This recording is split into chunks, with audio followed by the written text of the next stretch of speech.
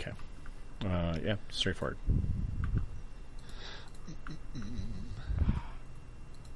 Thanks, Windows Security, for doing a sweep right now. Piece of shit. Well, at least they do it. I guess. It looks like you're trying to do a podcast. Would you like some? Would you like us to disable all USB ports? Thanks, Clippy. Yeah. Dick. All right, let's start get this shit going so Dale can go to bed.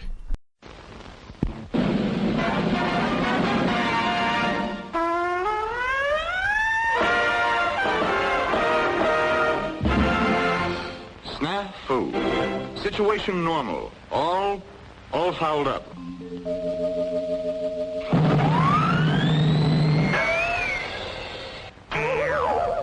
This is SNAFU.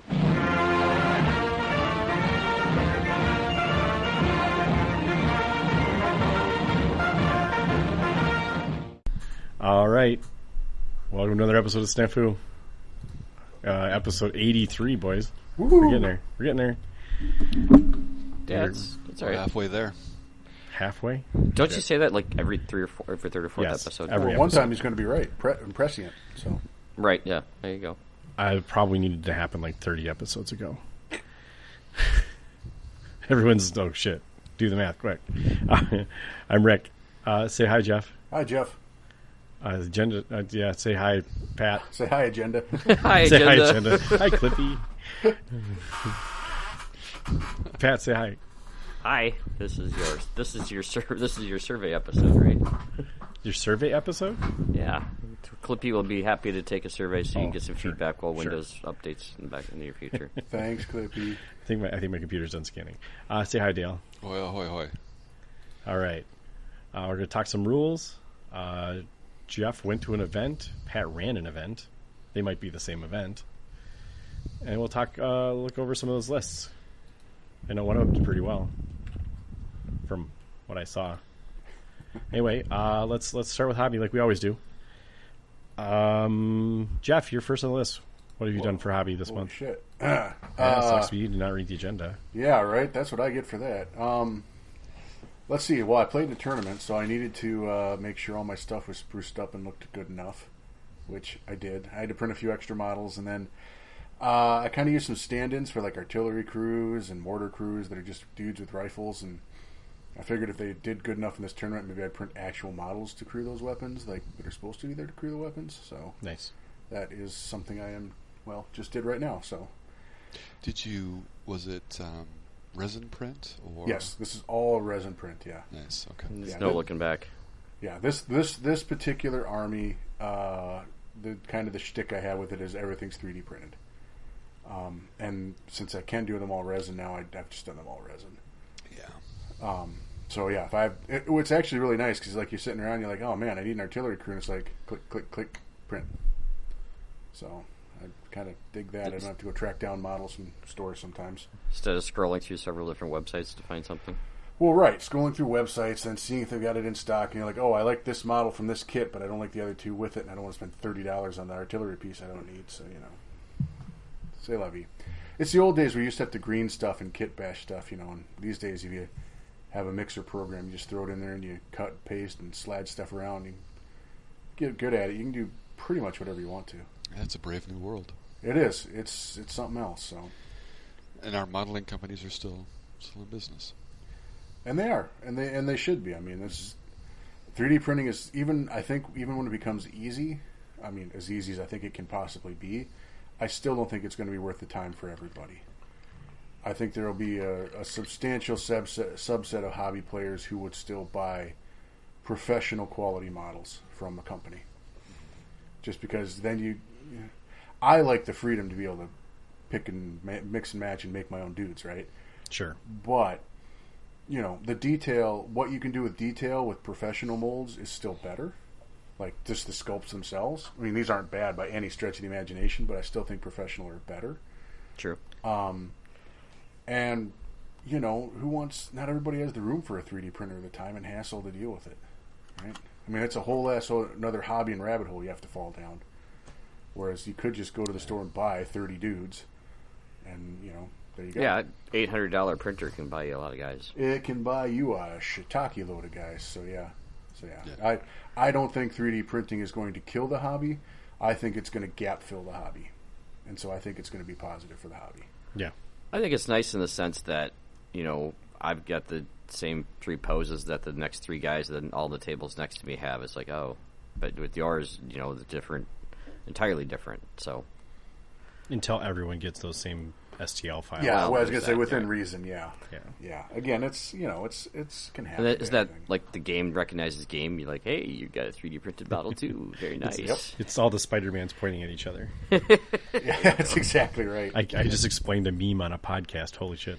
Wow, I win the internet. you win all the right. internet today. All right, that's all. Have a good night, everybody. Yeah, that's we've hit This the end of episode the is internet, over. everyone. Thank you very much. We've officially done radio. All right.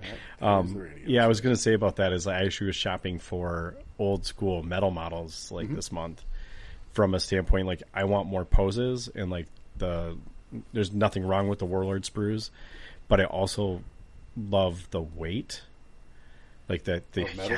heft of a metal model. Yeah. This is like cringing Dale, but I had the most enjoyment painting my Soviet army, and I'm painting these darn Indian dudes, and they're not nearly as fun because they're super light and like you can like accidentally launch them across the table. I don't know, just feels different. That's why I like to weight the bases. Yeah, even weighting the bases isn't enough compared to a metal model. Yeah, Or, that, maybe lay off the steroids and stop Hulk bulking paint. up so much. Oops, oh, there it goes across the room. Finger game too strong. Learning stuff from your kids there, Rick. Yes, for sure. What can I say? I got strong hands, I guess. Yeah.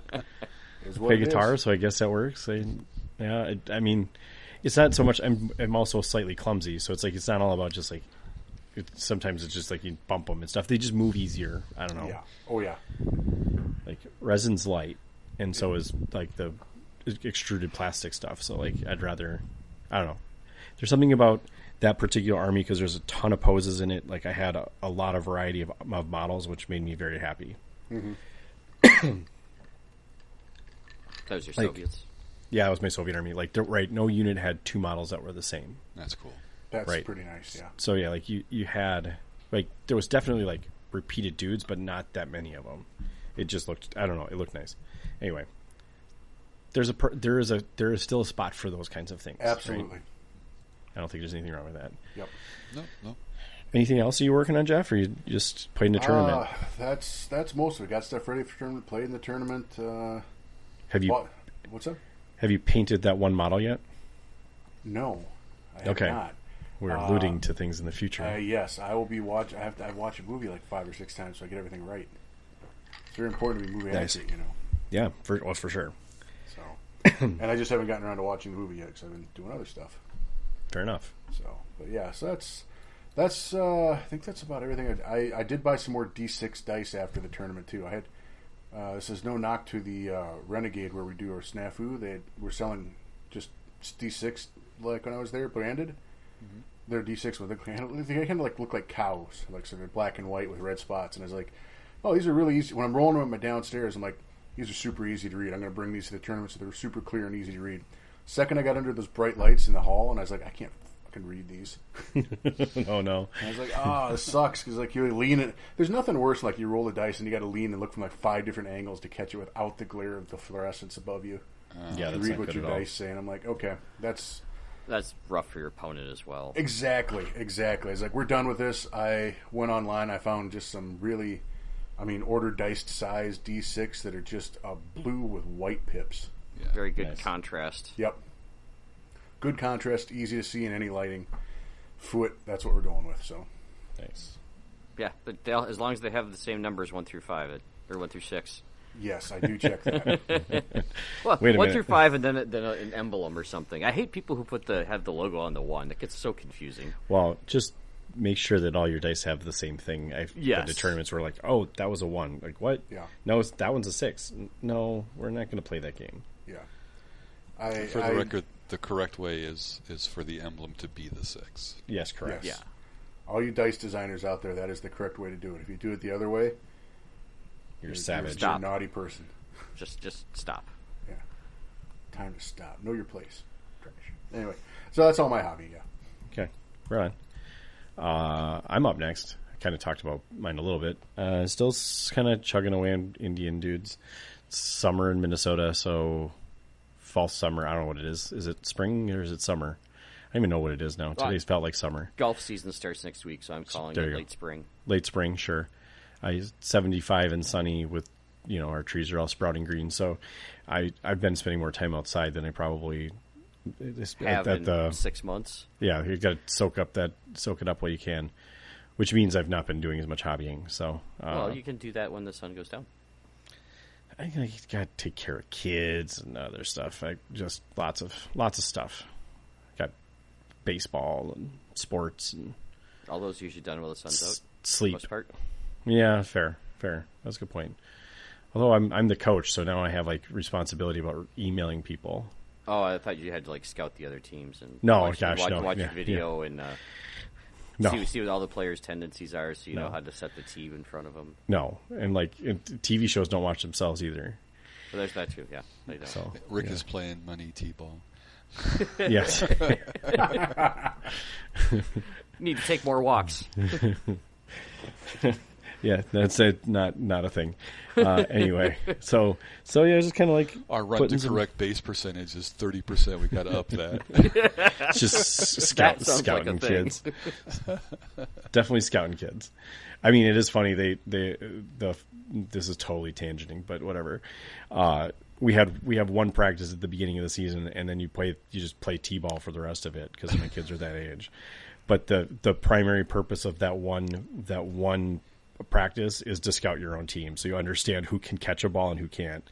So to stand next to the kid that's standing at first base and you get pelted with a ball if someone throws it at him. Yeah, so you have rather to than catch it, they duck out of the way. And you got to guard. You just got to guard that guy so that he doesn't take one in the face.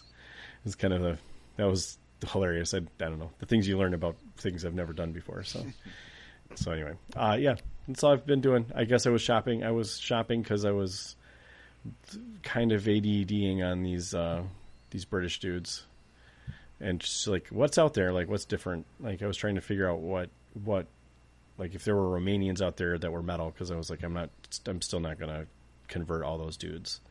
So many dudes. Plus, I like the metal models. I know there are. There's not as many as the Soviet range that I found was massive. Mm-hmm. I can't remember what it was, Black Tree Studio maybe. And their range in every other nation is not nearly as big, which is unfortunate. So I mean, it is what it is.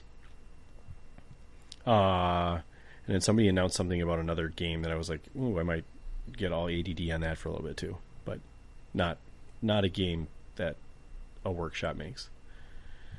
Anyway, yeah. Doesn't Great Escape Games, don't they do some metal Romanians? Great Escape, I think, is one of them. They kind of suffered from what does Jeff call those faces? The melty faces? Slore face? Slore face, there we go. Their faces were not the best. Some of them looked great. Some of them were oh gosh, they look like they just looked at the Covenant, the Ark of the Covenant. Yeah. Raiders. There you go. Yeah. Yep. So, just got to find the ones I'm picky. I'm kind of picky like that, but that's fine. Whatever. Yeah. This is totally new information, Rick. No, yeah. If you didn't know, I'm picky, guys. Well, it's important to know what you like and then get that. Don't Well, settle for something you're not going to be happy with. Yeah, he's gonna say nobody wants to paint. Want to paint? What the hell's the guy's name from Goonies? Superman, dude. The guy that was chained up in the basement. He goes, "Hey, you guys," a lot. Yeah. Sloth? Is it Sloth? Sloth. It is Sloth. Yeah. Okay. All right, another weird reference. That one was a little more forced. Sorry, guys. Anyway, that's my hobby. Pat, what are you up to these days? Well, in the last month, I had to do some last-minute layouts for the tables for the tournament. So I ended up doing a dozen or so different terrain pieces just to fill out, because I wanted to have a nice mix of open and dense tables, which apparently was some of the feedback that some of them were too dense. And I'm well, some of them were too open. I said, Yeah, that was kind of the intention. Yeah. You got it. You have to have varying tables at a tournament. They can't all be static exact tables. Or Well, Jesus, they how could. boring would that be? They Well, I could. mean, you say that, but like I played in tournaments where they didn't have enough terrain. Well, or Kinda. go look at a 40K tournament. I'd And say they 40K have has, the same like- 5 pieces of terrain. Yeah. What are you talking about? I got 2 coffee cans, I got an old shoebox, and a roll of duct tape. Let's go. Right, exactly. Yeah. You walk through there and you're wondering if someone just forgot their I forgot this Mountain Dew shit. can on the table, or if it's actually a terrain piece. Yeah, you've heard Cleaning, of, the cleaning you've crew heard- cleans it up overnight. Whoops. you've heard of drinking the paint water. Now you drank the terrain and So, yeah. So I was flushing some of those out. I also went down a strange rabbit hole. So I like the water slide transfers. Right. Mm-hmm. Those are kind of cool. They're a nice touch. Get the right decal set on them, and they look really good. So I'm like, I wonder if I can make some of my own. Rick has all these awesome SNAFU labels that we've had over the years. Mm-hmm. Some are pretty freaking cool. Mm-hmm. So I'm working on trying to figure out the right recipe between my inkjet printer and the right paper to get to print off my own water slide transfers. So I can have like the little SNAFU logo on some of my transport trucks and stuff when we go to World Open War. Yeah, it'd be Cool. a very handy thing to have if you could That's good. work out that magic. So yeah. The one you showed, like actually looked pretty good though. I thought it looked good. Yeah. I think they can get a little crisper. Some of the lines kind of bled a little bit when you really Okay. stare at it. That and it kind of tore a little bit. So and this Gotcha. is the first batch of paper I picked up was from Hobby Lobby, and who knows how long that had been sitting on the shelf. Yeah. So I mean, probably as long as the stuff in the Amazon warehouse, to be honest. well, Maybe. depending Maybe how not. or a different brand or something. I got a couple different brands. I wonder if waiting longer after it's been printed. That was the other thing I think I wanted Yeah. to do because I was so excited that it was like printed, dry, put the Mod Podge on it, dry, and then transferred on there. So I think maybe if I let it set a day in Yeah. between those steps. That would help. Was doing the Mod Podge something that you did on your own, or was that part of the instructions? That was part of the instructions Okay. and packaging. All right. Oh, So you Mod Podged over. Probably to help after set the after it's the printed, ink. yeah. Yeah. Okay, so you're sealing it. Yep. Is that what's holding the water slide together then? No, that's what's holding the ink on the water slide. Right. So when you use it in the water, that's probably right. That's probably what. Oh, protects it's the just ink. it's just sealing the ink against the Yep. against the water slide. Okay, Yep. that makes sense. So yeah, got a couple more test things to run with that, and hopefully we'll have plenty enough to hand off to the rest of you guys. Well, I mean, they come in 8.5 by 11 sheets, and you know they're not very big, so they're not going to take up a whole lot of room. I think it's a matter of getting the size just right for what I want to put on there, because I had the ruler open while I was sizing the logos that Rick has, and I thought they were right, but they came out either too small, too big, and I'm like, okay, well maybe I just need to do a whole bunch of varying sizes, and then eventually I'll find the one that looks right. There you go. Since Makes sense. I got the space on the paper on the page to print it, so. And then did I tell you guys that I found some Gurkhas and shorts? I don't think so. You found Oh, some. really? I have You some did? 8th Army Gurkhas. Where did you Yeah. find those? God, I don't remember the name of the company. Metal? I was at. That's really yeah, helpful. They're metal. This awesome thing. Oh, really? Where? Oh, I don't remember. I I found don't this, remember. but I'm not going to. Where'd you find it at? I'm not going to tell you. I don't want to tell you. It's my secret. Something monster, not Cookie Monster. Do they look good? I haven't got them painted, but the models do look good. They've got like 4, so they've got like an A and a B, and they're like 4-packs, and then there's like so they got the guys with rifles, they got the guys with the little sticks there, the little knives that they have. Name is totally blanking me at the moment. You can hear people screaming at it at their radio. They're special knives. Those Yeah, kakuri? No, that's not right. something to that effect. Yeah. Okay, sure. And then they've also got a command squad of like 4 or 5 guys, and so I figured I'll use the command guys for like NCOs and stuff like that, and put them together with the rest of my which is now going to be 8th Army paint theme. I don't think it's going to be an 8th Army anymore, but we'll maybe get to that later because Jeff, I was just going to say. Because of Jeff? Because Jeff. Uh-oh. We'll talk about it later. No, it's a good thing, and I wholeheartedly agree with your choice on it, and I think it's fantastic, and I think more people should break away from the Stewart spam. Stewart spam. Still pretty good. It's not the only choice, though. Yeah, but, there's other things that make life more fun. That's all I'm going to say. Sure. Okay. So, we'll see how the rest of the month goes. Kind of, after a tournament, to have a tendency to decompress a little bit. Yep. And, find something else to do. I was close with Monster. Gripping Beast. Oh, Gripping Beast makes them. Oh. Yes. That's the same company that makes Saga. So. That's the other game that's got my hobby interest peaked. I was wondering which one. Sorry. You were teasing me there. What game? You're like, I found this game, and I'm like, what is it? And you're like, I won't found tell it. you either. We have a good Saga community here, so Yeah, we do have a great. Too We have a many great secrets. Saga community. Too many And secrets. That's right. C-Tech Astronomy. It's a smaller board. I'm not saying it's replacing Bolt Action. It's just there's fewer models. it's got a fun dice mechanic. The battle boards are Super. cool. It's got another interesting game mechanic for sure. The reason why I was even looking at it is because one of the guys that runs an event was announced one for this fall. That is, I think it's the Fall of Rome and Hannibal. So like they've released, what do you call it? Like generations of the game. So there's new, right? So you can be freaking Spartan. Like you can be a Sparta. Mm-hmm. And you can have a bunch of Roman dudes with fucking giant cool helmets on and shit. Here, I popped the link in the chat for you guys. Take a look at those. I'm sure they look fabulous. I was just saying, well, they're not going to be. They won't be maybe I could get pretty close to painted like those, but yeah, they're pretty good. Oh, I've looked at these guys. I didn't realize they're not wearing shorts. Yeah, they are. No, they're not. Those look like shorts to me. I see shorts with with putties. Yep. Hold on. Hold on. You got to zoom in. They got putties, so they got like the leg wraps up to just below the knee. Yeah, the NCOs So there's and barely the any bombers. skin, is what you're saying. The NCOs and the bombers are definitely wearing shorts. Yep. And they've got the little desert hats on too. So there we go. I got some desert Gurkhas. Yeah, a little further down, I'm seeing shorts. Yeah. I didn't pick up the Gurkha casualties because I'm not. Oh, I'm sorry. I'm looking at some You of can the. see it really clearly on the casualties. Yeah, and who's wearing short shorts? Yeah, nobody's wearing short shorts here. Okay, some of these guys you can see it on. The first guys I was looking at the NCOs, and they don't look like they're wearing pants. They look like they're wearing. We should do pants, short shorts for the WoW tournament. No. Oh wow. Nope. Nobody hard needs to pass, see thanks. that. Yeah.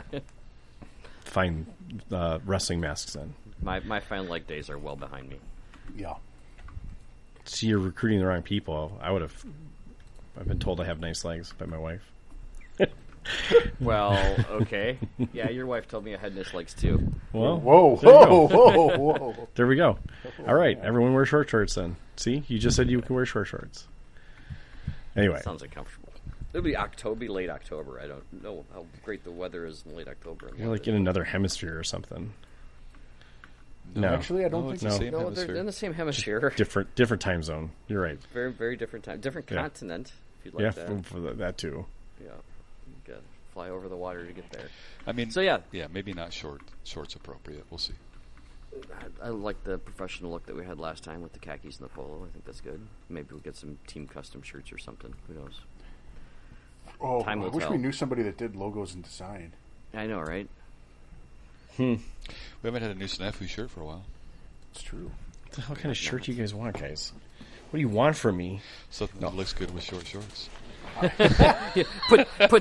We'll put Rick's picture on the back in short shorts. Of, like the back, the ass pocket of them. My face and your butt. That sounds So great. that's my hobby there. And with partial tangent. Not as bad as Rick. Good enough. How about you, Dale? Got my Rick swinging out. Jeez. Well, my Rick is still tucked. Oh boy. I've got Worse. I've got no real hobby. I have a lot of other projects happening right now. And my son's getting married in a week, so that's all. Holy shit. That's awesome. Wow. And so, now that Sledgehammer is behind us, I had planned on attending. That didn't work out, unfortunately. I was going to begin kind of working through the process of putting together what I was going to play with at World Open War. So I'm beginning to think about that. My current list doesn't have a Stewart in it, so there you go. I was thinking about trying something a little different, but we'll have to see what gets through the testing and the rest of it. So, but besides that, iteration's coming, right? yeah. Besides that, no hobby to speak of. So, Cool. Rock on. All right. Let's talk rules then, as we always do. There's always rules questions. Always rules questions. It's amazing how many rules that players actually know, but when they get to a tournament, just not there. Stage just fright. not there at all. yeah. And that's a real thing. And don't, I'm not saying that the players are brain dead or idiots who just don't know how to play. It's just there's a lot more going on in your mind when you're getting to a tournament. And the last thing are the simple rules that you know like the back of your hand. Yeah. And I 100% at one point may have said, like, I can look this rule up and remember it, but it's just easier. Pat's not doing anything anyway. Let's just go ask him. What is Pat doing right now? Pat looks bored.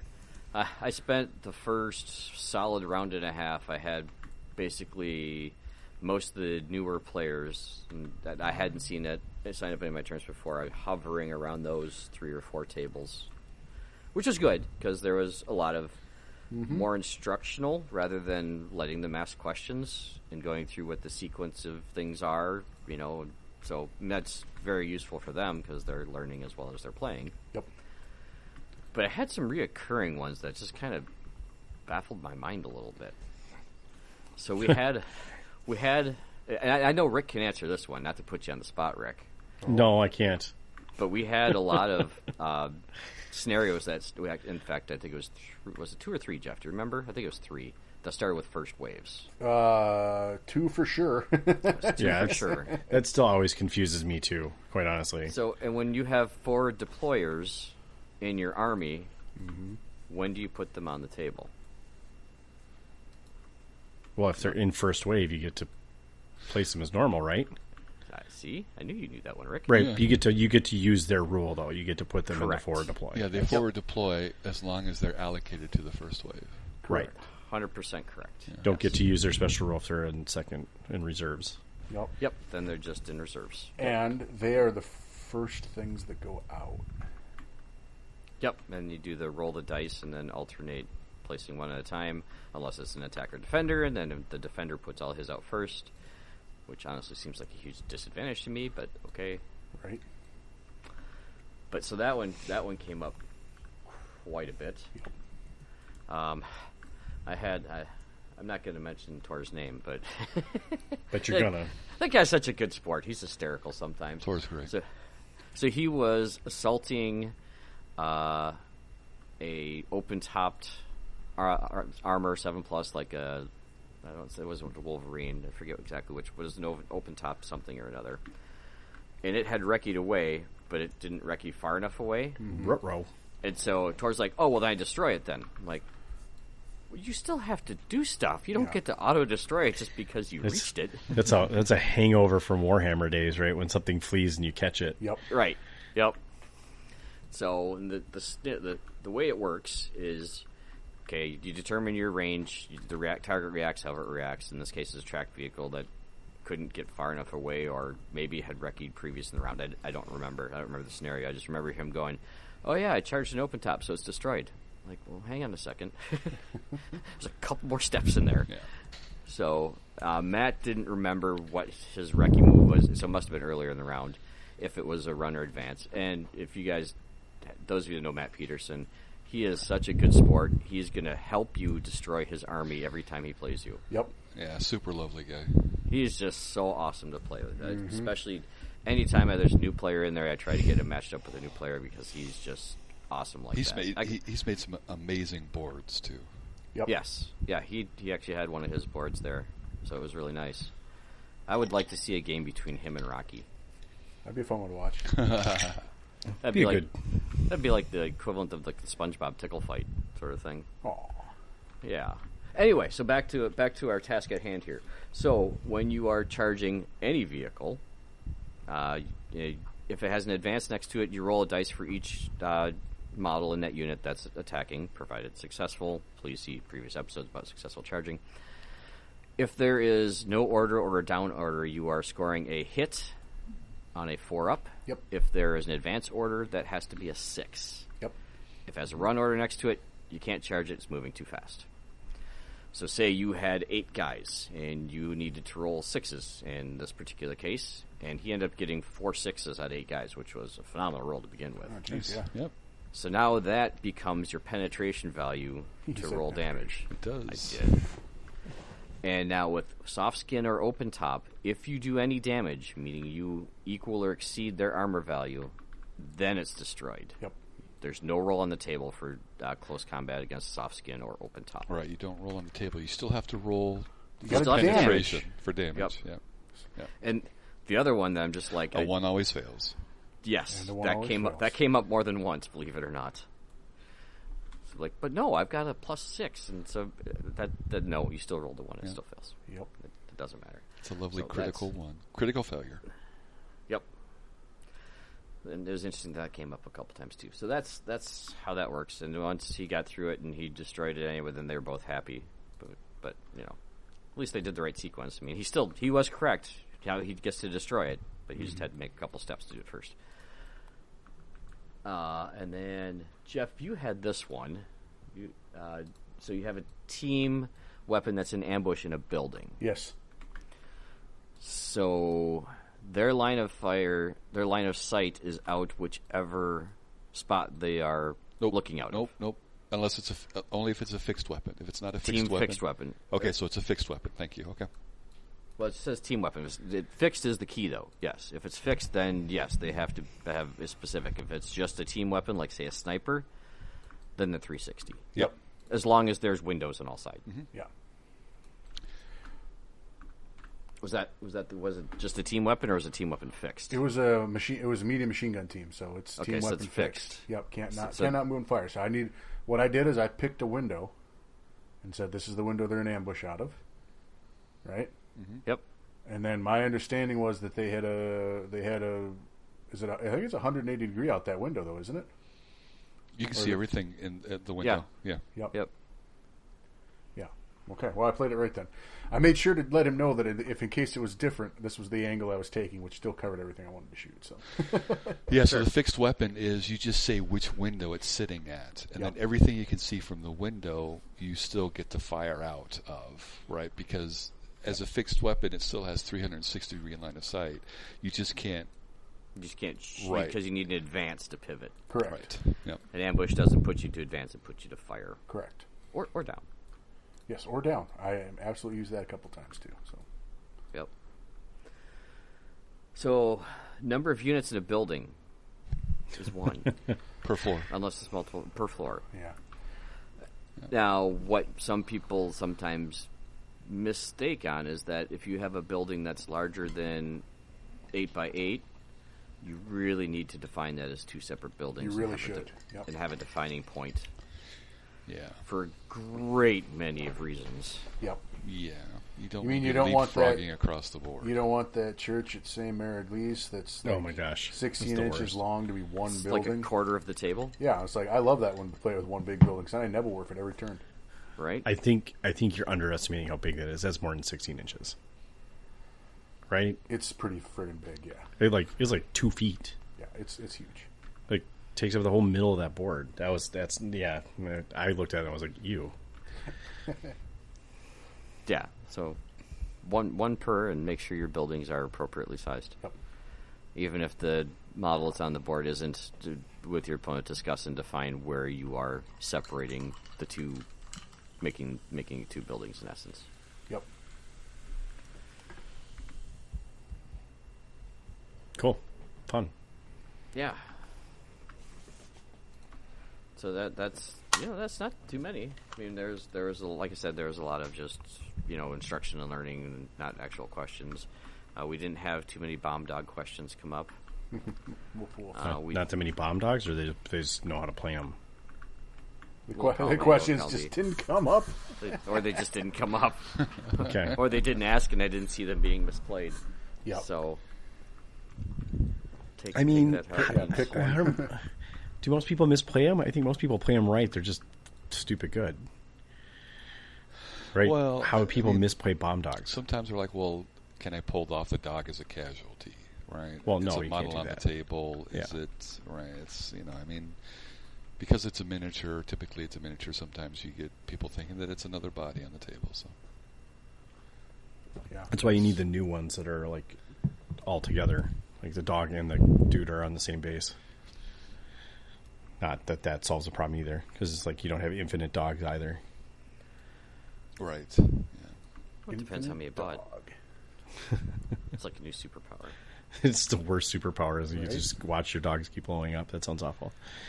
I think a hard pass on that one. Yeah, but these extra clone, it increases your roll of running underneath your own vehicles. So because Yeah, it's less each smart copy than the gets a previous. little worse. Yeah. It's a little dumber every time. Sure. I'm on Day, board. is that what that Yeah, movie yeah, was? yeah. Oh God, Okay. that's horrific. Yeah. That is horrific, actually. Love it. I agree. Yeah. Should we, so that was, I mean, that's all that came up at Sledgehammer. Yeah. I, not necessarily rules related, but there's a lot of discussion about the gold and silver dice all of a sudden. I thought that was interesting. People Some being able people to have tell the- them apart. Have some tactile fingers that pull out the ones they need. Yeah, somebody's finger game is too strong. I'm still questioning the results in the standpoint of like, right? Like I'm not sure that people can actually like reach in, grab, and come out and No. still have the one they think they have. I think people can fish finger it. I don't think people can do it on a snap pull. Right, unless you've been like, I'm going to train for this, Yeah, like Rocky. Yeah, exactly. Like I don't think you can reliably put your hand and pull out and be like, I have the dice I wanted. I don't Well, think and you then, can do that there's the monkey draw everyone's doing with the bag up above their head. on their head. Sure, Yeah, yeah. but just the idea of even putting your fingers in the like putting your hand inside the bag before you draw is just becoming problematic. More and more we talk about it. Yeah, it is, and that's gonna be rough for me because I usually sit there while the other one's doing Contemplate, yeah. and I'll put my hand in the bag and switch them around, or even when I'm waiting for them to finish, and then I'll grab it and I'll pull it out and I'll be holding it, whichever dice it is, not looking at it, because I'm worried about wasting time, and pulling the dice out of the bag is one of those. But it's not good to sit there with your hand in the bag anymore, so I'm going to have to It's train usually myself not good to have do your that. hand on the bag all the time. Yeah, Yeah. we frown on that in public. yeah, usually. Yeah. So it sounds like the guy's going to have a stats class. Do some testing It's for like us. high school AP stat I'm class. super excited about I'm that. excited about Yeah. that too. It'll be cool to see what they find My out. my initial blush as a terrible mathematician is that like if you only did that test once or twice, some people are saying, "Whoa, I pulled them 60 times." It's like 60% of the time. I'm like, yeah, but in That's only one one That's not sample, too much of a deviation either. yeah, in one sample, Well- does that mean anything? It was 2 samples, but the other thing about it is the thing that they were testing. And this is I'm the fact they even took any approach to doing this is pretty impressive to me. It is. Because I'm not going to do this shit. And it's no. It's a lot easier to talk about it on a podcast. Right. It's Absolutely, a lot easier to let someone else do it and just Much talk about easier. it. But the thing that they were doing is they were drawing a dice and then they were like, without looking at it, being able to tell if they could tell which one it was. So like that to me is not the same as like I can reliably draw this out of the bag. Sure, there's a Well, the if there's cheating. a 50-50 amount of dice in there, It's- 50% of the time it's going to be right anyway. Well, I mean that changes as you draw them out too, right? That's Depending, the statistical part of it is like, right, every time you draw a dice out, the odds are going to change a little bit, and if you get a little bit skewed, then it's going to change a lot. Yeah, so we're referring to a discussion that's kind of ongoing today on the Discord. And Yeah. I know Yeah, that just- Bo had posted and done some testing, and so it's always fun to kind of see what people are doing and discuss that. Right. So I mean, the reality is I want to defend my gold dice, but at the same time, as they probably can't. Like, if there's even a chance, you don't want to have anyone be like, oh. Well, yeah, okay. So I agree with you on that respect, but I would also stipulate that like you would have to prove to me that someone couldn't do the exact same thing with any of the other dice that are. Well, that was what I was kind of asking today too. Is like, can we do the same test with like old stock order dice and new stock order dice? Like you might be able to have the same exact outcome with that, and it's like then at that point everyone just gets freaking poker chips and call it a day. Right. I'm kind of hoping we go in that direction because then you can still use your gold order dice because you're not pulling them out of the bag. Yep. Well, I was thinking like if you could make some kind of device that's like a dice tower that stores all of them and it just like spits one out at a time, like a bingo, like a shuffler roller in Vegas. Yeah, kind of. Yeah. Just a shoe that you put all the dice in and then you just pop it and it pops one dice out and that's the dice and it doesn't like, right? There's, it's still randomized. It's all that stuff. When my kids were little, one of their favorite games was this thing called Elephant, and it was an elephant. It was basically a fan with a great big plastic trunk that came up, and butterflies would shoot out. But it was random which butterflies would shoot out, and they'd have to catch it with their little nets. We need a little machine that's going to just pop a dice out the top each time you push a button. It's all. I think that's all you need. So. A little dice popper. Yeah. Yep. Something. Yeah, sure. I mean, you could do something that prevents you from drawing the dice like that. There's lots of ways of doing that. Yeah.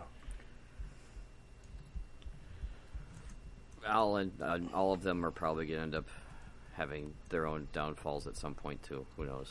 Yeah, all your dice. You've weighted all your dice with lead. Now they're at the bottom of the bopper thing. That'd be fun. Everything about this. The dice do have different weights between the old and the new. That doesn't surprise me. Because it's different manufacturers. There's going to be slight differences. Yeah, they're going to do batches. Well, even probably between batches in the same manufacturer, like just how they mix the resin will change the weight of the. Right, will change the weight of the dice. Yep. So. Yeah. Or like how old the mold is, like all shit like that will change the weight. Yep.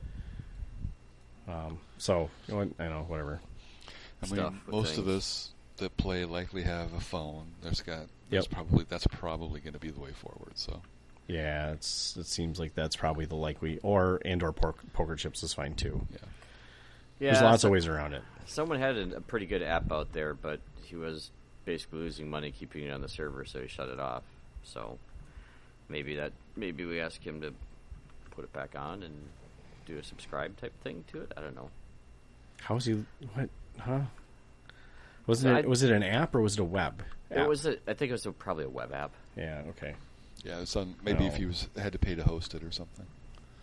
Yeah. Maybe. Yeah, but there's people that could do that for free. So. From a standpoint of like, the reality is whenever you make something like that, you have to, you don't have to support it, but most people want you to support it. And there's always things that break or shit like that, and you're always managing crap. And if it's free to use, even if it's free hosting, it's not a $0 investment at that point. Right. So Jordan, if you're still listening, we'd like that app back. Hey, cool. put a buy me a coffee link at the bottom of it or something so that people can. Right. Well, they just give you money in general, right? Yeah. I mean, similar to Easy Army, I'm not sure that the one guy behind all of that anticipated. Oh, there's another 3 campaign books that fucking came out. I got to add more to these database. I think does he have someone helping him input that shit now? I mean, he might, but maybe originally that wasn't necessarily what he knew that he'd signed up for. Right. But you make a fair point in that if something gets some usage, but now he's got a little donate and that kind of stuff. But. Yeah, and he's got advertisers on there, which I appreciate, and it's kind of cool because they're actually relevant advertisers, which is actually way cooler to me. Like, right? It's like the one time I've ever seen a Warlord ad or. But I mean, any game store. The only time you've seen a Warlord ad? Well, on a website, yeah. Okay. Yeah. I don't know. I mean, I don't know. I mean, I don't want to dissuade someone from maybe developing something that fits nicely into a gap in the services for those of us that game. Right. But at the same time, it's a good point in that, listen, if you're going to do something and it catches on, there may be some unexpected back end stuff happening. Well, I mean, there's both sides of this too, right? It's like right. Don't do it for free. Mm-hmm. Yeah. the reality is, like, if you're going to do it as a business so that we can support it in whatever way we can. And that it's not, like, I like passions. I like works of passion, but, like, seriously, people need to put, their time is worth something, right? Yes, time is 100%. absolutely should be rewarded. Right. I think that's a thing to do. Mm-hmm. Anyway, all right. Well, I got one that I meant to put on here that I didn't put on here that I'm gonna caveat this with potentially Hit us with it. This could be a controversial topic, but Come on. and seeing some of the feedback from Sledgehammer and identifying the ugliness that is slow play. I know this has been talked about on several posts before. What do you guys think about bringing chess clocks into bolt action? And how do you think you could best use those? I've never used one. I don't want to ever use one. Yeah. In any game, ever? Ever. Even In any like game. chess? It's a scary technology. What? Time is a scary technology. Time is terrifying. Timers? I'm thinking about the game. I mean, right now, this is how my brain and how I'm used to playing. I'm thinking about the game, and I'm concerned about making sure I'm pulling the dice from the bag correctly now and in a timely fashion. I'm going to forget to hit the button because I haven't I've never used the chess clock. So that means that I've never used it, and all the times that I've played bolt action or any other war game for that matter, it's never been something that's been part of my training of playing, and I'm just going to fuck it up. So Well, I mean, I tried the pressure that I have of putting an actual living clock timer there right where everyone can very easily see it. And the response from the survey I got is that there's still significant players that are playing very slow. right, Fair. Yeah. I think you have. Okay, And it's very unfair in a competitive tournament standpoint to only get 2 or 3 turns in. Yeah. Yes. Well, and the reality is right. So you have 2.5 hour rounds. An hour and 15 minutes of that should be yours, give or take, right? Like, Sure. somebody might have a few more Regardless of the dice or order whatever. dice you have. Right. Like, you have less dice. That doesn't mean you shouldn't get to think a little bit more. Then fine. Like, that's that. The time should be relatively evenly split. Yeah. Right. And if you have a player that's playing slow, they've eaten 2 hour or like an hour and 45 of the time. That's that's unfair. That's not a fun game. I think there could be some ways of doing that, right? Where it's like it's not necessarily like chess clock as much as like dice timer, right? So like every time a dice is pulled, you got 2 minutes. Or and then you didn't make a decision. My concern is I agree that slow play can be a problem, but every solution to combat it ends up just taking more time. You're going to use more time fucking around with a chess clock or a sand counter or anything Sure. than you are just telling them to hurry the fuck up. The But problem you is don't that want hurrying the fuck up, telling them to hurry the fuck up doesn't do anything in some cases. Well, you ask them once. If they don't, then you call a judge over. And be like, Right, hey, but then what's the judge supposed to do? Like, just tell kick them him to out? hurry the F up or they're going to lose. I would say you need to pick up your pace of play or you're forfeiting the game. Yep. Sure.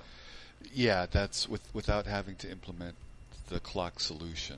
I mean, once you implement it, if everyone adopts it in the area and we all play that way, then over time we get better at it and it becomes less of an issue. Yep. But for me, initially, because I'm old and I'm stubborn and I can't learn anything new, I would probably be less inclined to sign up for a tournament that was adopting the technology or the solution. Yep. Unless I could find a way around it, i.e., can I hire a kid for both days to push the clock for me so I don't have to think about it? That's a very real thing, yeah. For recording. So, but I mean, you bring it up. It's a real concern. At Operation SNAFU, the way we handled it was as team attaches. If we had slow players, we would kind of hover a little bit and encourage them to go to go more quickly. But that worked because we weren't really playing and we weren't really TOing necessarily. We could just kind of help in that regard. I remember at one point I started pulling dice from the bag just to make sure that was they kept moving. brought up at the tournament. I was there when it was brought up. So, it was funny. I mean, that was a way that we kind of handled it, but we had extra guys moving around that could do that weren't really invested in the outcomes of the game. So, Tor still talks about that. And the problem with no, it's not a problem. I love Tor.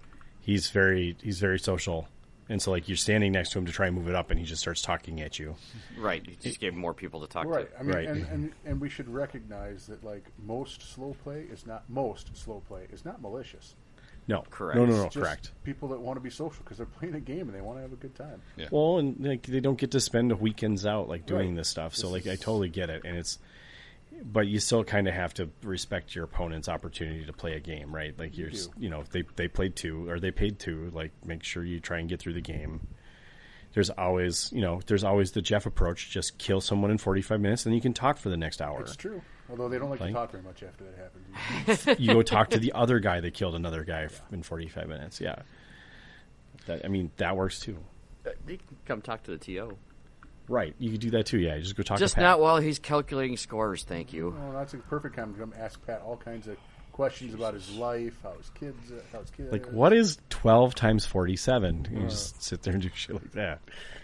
I actually, for day 2, I came with the do not disturb sign that I put up. It didn't make a difference. Doesn't make That's a difference. awesome. I like Blew your right through optimism that would do anything, Pat. I mean, you can try. Yeah. What I will do, and I thought about this coming home, is I've got that white magnetic board that I put the names up. Mm-hmm. I'm just going to flip that around and hide myself behind it. It's not bad. That That isn't should going to le- help either. That should slow it down. Jeff will just throw stuff over I would just, over your I wall. Would. Just I would launching paper worf your footballs and entire shit. wall. I'll nebble worf your wall to get your attention. Yeah, but Jeff, you always have my attention. Well, see, nice. There we go. Yeah. It's win-win. Yes. Compass always points to me. You are the Brute Squad. I am Brute Squad. All right. That wasn't controversial. Like I think those that know, there are those that know that they're slow players. Yeah. Like, it's fine. It's mostly important to know. It's like we understand that like it's very rare that I've seen slow play be a malicious thing, Right. but it's very much like it's hard because like you just want to. It impacts the outcome of the game. But it can absolutely impact the Right. outcome of the game. Yeah. And in a tournament where we're just dicking around and whatever, we're just having a grand old time, I don't care. In a Right. competitive tournament, yeah, I'm like, let's go. Let's play to the best of our ability to get the result that the game deserves. Yep. 100%. Yeah. And spoiler alert, I can tell you, I got to play tour, and we were cracking right along. We did great. So Okay. Were you drawing out of the bag? I let him. I did the first turn, and then I kind of set the pace, and then we were fine. Okay. Cool. Well, that's the other thing too. If you get 2 fast players, there's no problem. If you get 1 slow, 1 fast, not as much problem. If you get 2 slow players, That can be a problem. you're gonna get 2 turns done in 2.5 hours. Which Yikes. for, yeah, I mean, for most of us, I'm sure it's like, how is that even possible? But it Yeah. definitely is. Yep. So Well, and I try to avoid, like, I'll never have all the scenarios be a deployment plus 6 turns.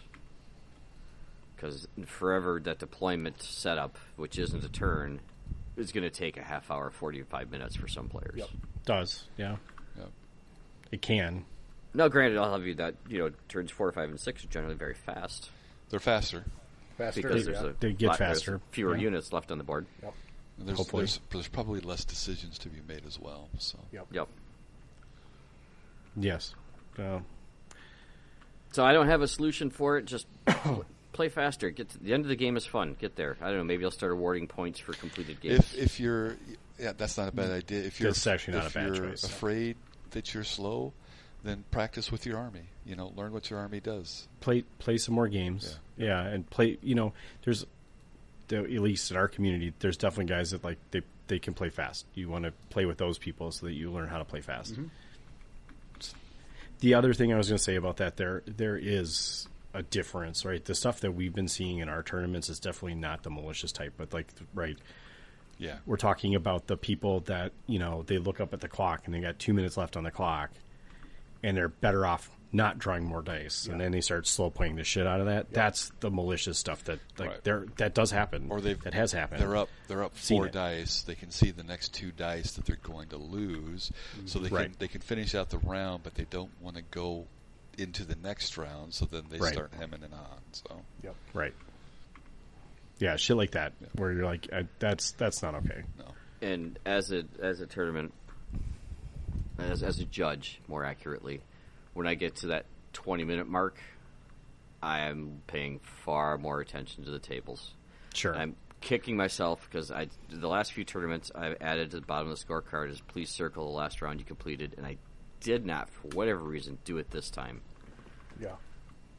And I will forever be doing that to all my scorecards forward, just to keep tabs on where those players are and make sure that they're properly coached and are moving. And it's also, particularly for you and I, Pat, when we write scenarios, it's good for us because sometimes it might be a clue that like our scenario is too complicated for people to finish on time. That could be it. Yep. That shouldn't happen, but sometimes it could. Sure. Cool. I mean, fun stuff. Yeah. Rules are fun. Rules are awesome. There's always questions on Discord. You can go find out more. There was a discussion last week that was all a couple weeks ago that we were disagreeing on something, but I can't remember what it was now. It's probably still on there. Yeah, but that shit moves so fast. Like, I don't even know where I would go back and look. What were we discussing? It was... oh, God. Sorry. Anyway. Are we going to revisit a discussion that we can't remember from 2 weeks ago on Discord? Yes. Okay. Because it was an interesting conversation. I just don't remember what it was now. There was a lot of back and forth, and we were trying to find the rules that don't exist, and people were making assumptions, and there was assumptions everywhere. It was interesting. Mm-hmm. If this is a plug for Discord, I do remember that. Like, that's not what it says. Because there was the gray box that we discussed too. There's like, well, what's the classic gray box rules? We'll take a short break. I'll find it on break, and we'll come back and we'll talk about it before we talk about Sledgehammer. How's that sound? Let's talk about it before we talk about it. Perfect. Yeah, we talked about it already before we talked about it, so now we just have to talk about it. About anything. So we'll let them listen to Waltzing Matilda.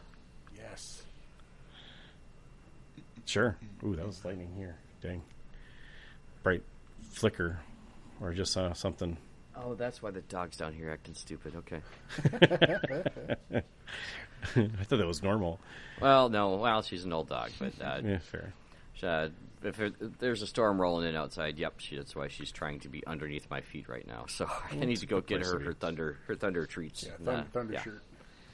Thunder shirt and thunder treats, and go get the dog Scooby high. snacks or what? Yeah, yep, pretty much. Yeah. Okay.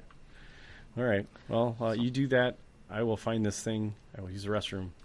You guys will all listen to some music. We'll be back in a few minutes. Waltzing Matilda. Oh. It's not a bad song. It's a great song. Yeah, it works. For like the 100th episode, we're going to do Waltzing Matilda where we just sing it. I'm just a cappella style. I'm gonna for the 100th episode. I'll make it our intro song instead. There you go. I would say we play it on the kazoo, but I know most of us are kazoo impaired. So no, just I am. All right. We'll be right back. Hope you enjoy the music.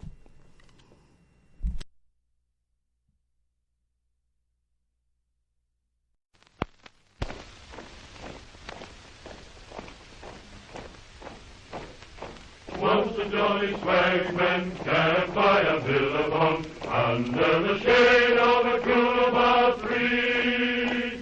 And he sang as he watched and waited till his billy was, "You'll come a waltzing Matilda with me. Waltzing Matilda, waltzing Matilda, you'll come a waltzing Matilda with me." And he sang as he watched and waited till his billy was, "You'll come a waltzing Matilda with me." Down came a jumbuck to drink at the billabong. Up jumped the swagman and grabbed him with glee. And he sang as he stole that jumbuck in his tucker bag, "You'll come a waltzing Matilda with me. Waltzing Matilda, waltzing Matilda, you'll come a waltzing Matilda with me." he sows that jump back in his sucker bag. You'll come home, sing Matilda with me.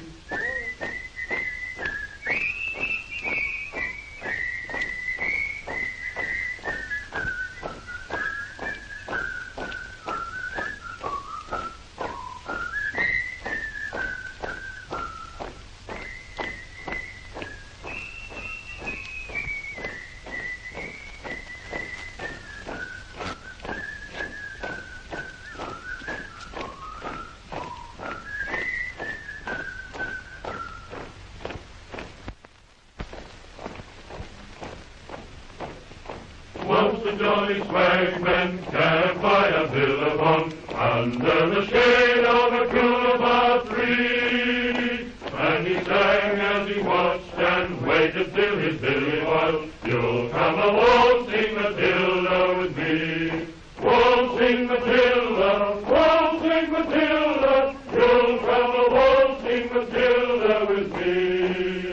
And he sang as he watched and waited till his billy boiled. You'll come a waltzing Matilda with me.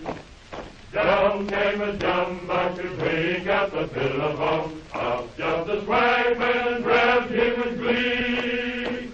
And he sang as he stole that jumbuck in his tucker bag. You'll come a waltzing Matilda with me. Waltzing Matilda, waltzing Matilda. You'll come a waltzing Matilda with me. And he sang as he stole that jumbuck in his tucker bag. You'll come a waltzing Matilda with me.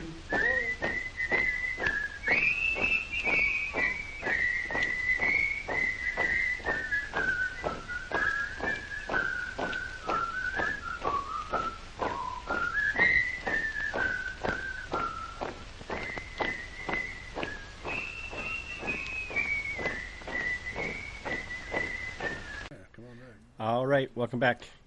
Hope you enjoyed the music. I loved it. Sure you did. Yeah. I'm more excited about the conversation that we were able to string around both sides of the music. We don't manage that very often. No. All right, so I did find the conversation, and this is Spicy. this is a salty. thing. So resolving ambushes on a unit leaving a transport. That's right. Yeah, do you remember this conversation now? You're like, oh, shit. Yeah, because the rules are poo. They don't tell you. Okay, this is the same talked argument. about this last episode. Did we? Yeah. Shit. Okay, well, it still matters to me, I guess. But whatever. Okay. That's Never fine. mind. Go back and listen to the last episode where we talked about this, because I still don't think it. I think that might have stemmed the conversation at Discord, Probably. though. Because somebody was telling us we're wrong, and I'm like, I don't know that we're wrong, but I don't know that we're right either. Like, I don't think We've been wrong. We're No. trendsetters, baby. It's We would basically like to have a conversation. Yeah, On our own channel. we this is what the rules say, and this is how we extrapolate this situation, which isn't specifically addressed by the rules. Right. It's the same argument you've had about when a unit moves from one blob to another spot and they're a new blob, how do you put a template on that?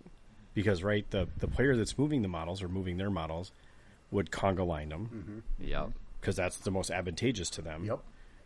But they don't stay in a conga line. They'll turn into another blob at the other end. Yeah. So, like, how does a unit? How are you move measuring from that one precise position to movement another? for each Yeah, one? Right, exactly. So it's the same for transport, except the argument that is being made is that you can't be on and off a transport. Well, by the rules, I guess, does one unit move at a time, or do all of the models in the unit just kind of like teleport to a spot? Beam me up, Mr. Scott. Right. So That's probably So more join the K-47. Discord, Right. and see how we resolve that. yeah, it's an interesting conversation. Well, we didn't solve We anything. didn't, I no. don't think. No, I think we tried to, but I don't think It's we just like solved it. the fucking podcast. Right. I mean, we tried. Like, we're trying. Like, it's. But guess what? Covered but not covered Yeah, the rules do from not a certain point of view. clearly state one way or the other what happens there. Just So do it in a competitive manner. And here's my thought. If you'd like it to work for you in this situation, then it should work against you in that situation. right. Yeah, I agree with that. And that's kind of a sportsman sort of thing. Right. My argument, or the conclusion I came to is, right. So like the argument you want is like, okay, I want to hit the unit when one model has gotten out of the first model has gotten out of the vehicle, right? Because then you can hit the vehicle as well. Right, with an HE, you're overlapping in that situation. First Right. man out of the limo. Is that Yeah, exactly. Yeah, something like that. But Fresh Prince. the argument that was made, and I can kind of agree with it, is like, well, the unit you can't stop the unit while they're like dismounting from a transport. But I don't see why you can't. Doesn't say it in the rules. It says you can choose to fire at that unit At any point during their movement. That's right. Right. So are they Yeah. not a unit if some of them are still in the transport? Is that what they're trying to Well, say? no, Yes, it's some weird- it's some like, weird well, cycle. they're either in the truck or they're on the table. What's the It's name not of that like they're cat? partially in it. Schrodinger's. Schrodinger. Yeah, there you go. So this is a cat situation. Schrodinger's transport. Yeah, exactly. Are they not a unit if they're Right, and it's like, well, that's, yeah, I guess, I mean, I could definitely understand why. So we're going a little bit back. Everyone, putting in their 2 Yeah. cents. So it was good. That was a Yeah. good one. I love having discussion like that, and it does definitely like make you sit and think about it. And probably there'll be 14 more FAQ questions because of this. So at some point, hopefully, I mean, at some point, someone has to say no, you can't do that. But my argument was like, that's fine. I would like it so when every model is 1 inch away from the transport, that's when I'm going to shoot it. However that works. Like you can get every model out, but it's got to start somewhere near the vehicle, right? You can't. Yeah, yep. You can't like just be 6 inches away from it. In essence, what you're trying to do is clip the unit and the vehicle. Right. That's was Or hit the unit and clipping the vehicles. Right. That's what you're trying to do. Correct. Right. You want to hit both if you can. I fully expect a response in the FAQ similar to the one that we saw earlier, where it's like, well, it would be reasonable for this, Right. And then Oh my God. followed up with, and we think it would be reasonable for this to be the outcome, and it's like, You don't think they're just going to say, shoot. well, consider it a Schrodinger's transport? I wish. They might now that we said it. They Right. don't Because listen to us. that's the other side effect, right? So say you hit the transport with an HE and you kill the HE or you kill the transport. Does the unit take hits? well, yeah, the transport I is would still say inside. no, they're no longer on the transport if that's the case. Because they can't be. You couldn't have Right. targeted them if they're on the transport. So I would say in that case, if you're hitting the unit and clipping the transport and the transport's destroyed, they're not taking additional Okay, hits. I'm because okay with they're that already too. off it. I think that's Oh, reasonable. Yeah, I think one that's or what the I other, would yeah. think. Yeah. Yeah, and I think that's a reasonable thing. I think that's totally fine. Again, none of this is clear because it doesn't tell you how you hit a unit moving with ambush. Right? Carefully. Well, yeah, but like, right. So if the rules were like, Well, it does, but it doesn't. It's it doesn't tell you how the to- unit has to move. Right, it's difficult to apply in this specific situation how you interrupt Right. movement and how that might affect a multiplicity of targets. Right. Yeah. Lots of things like that. Fun.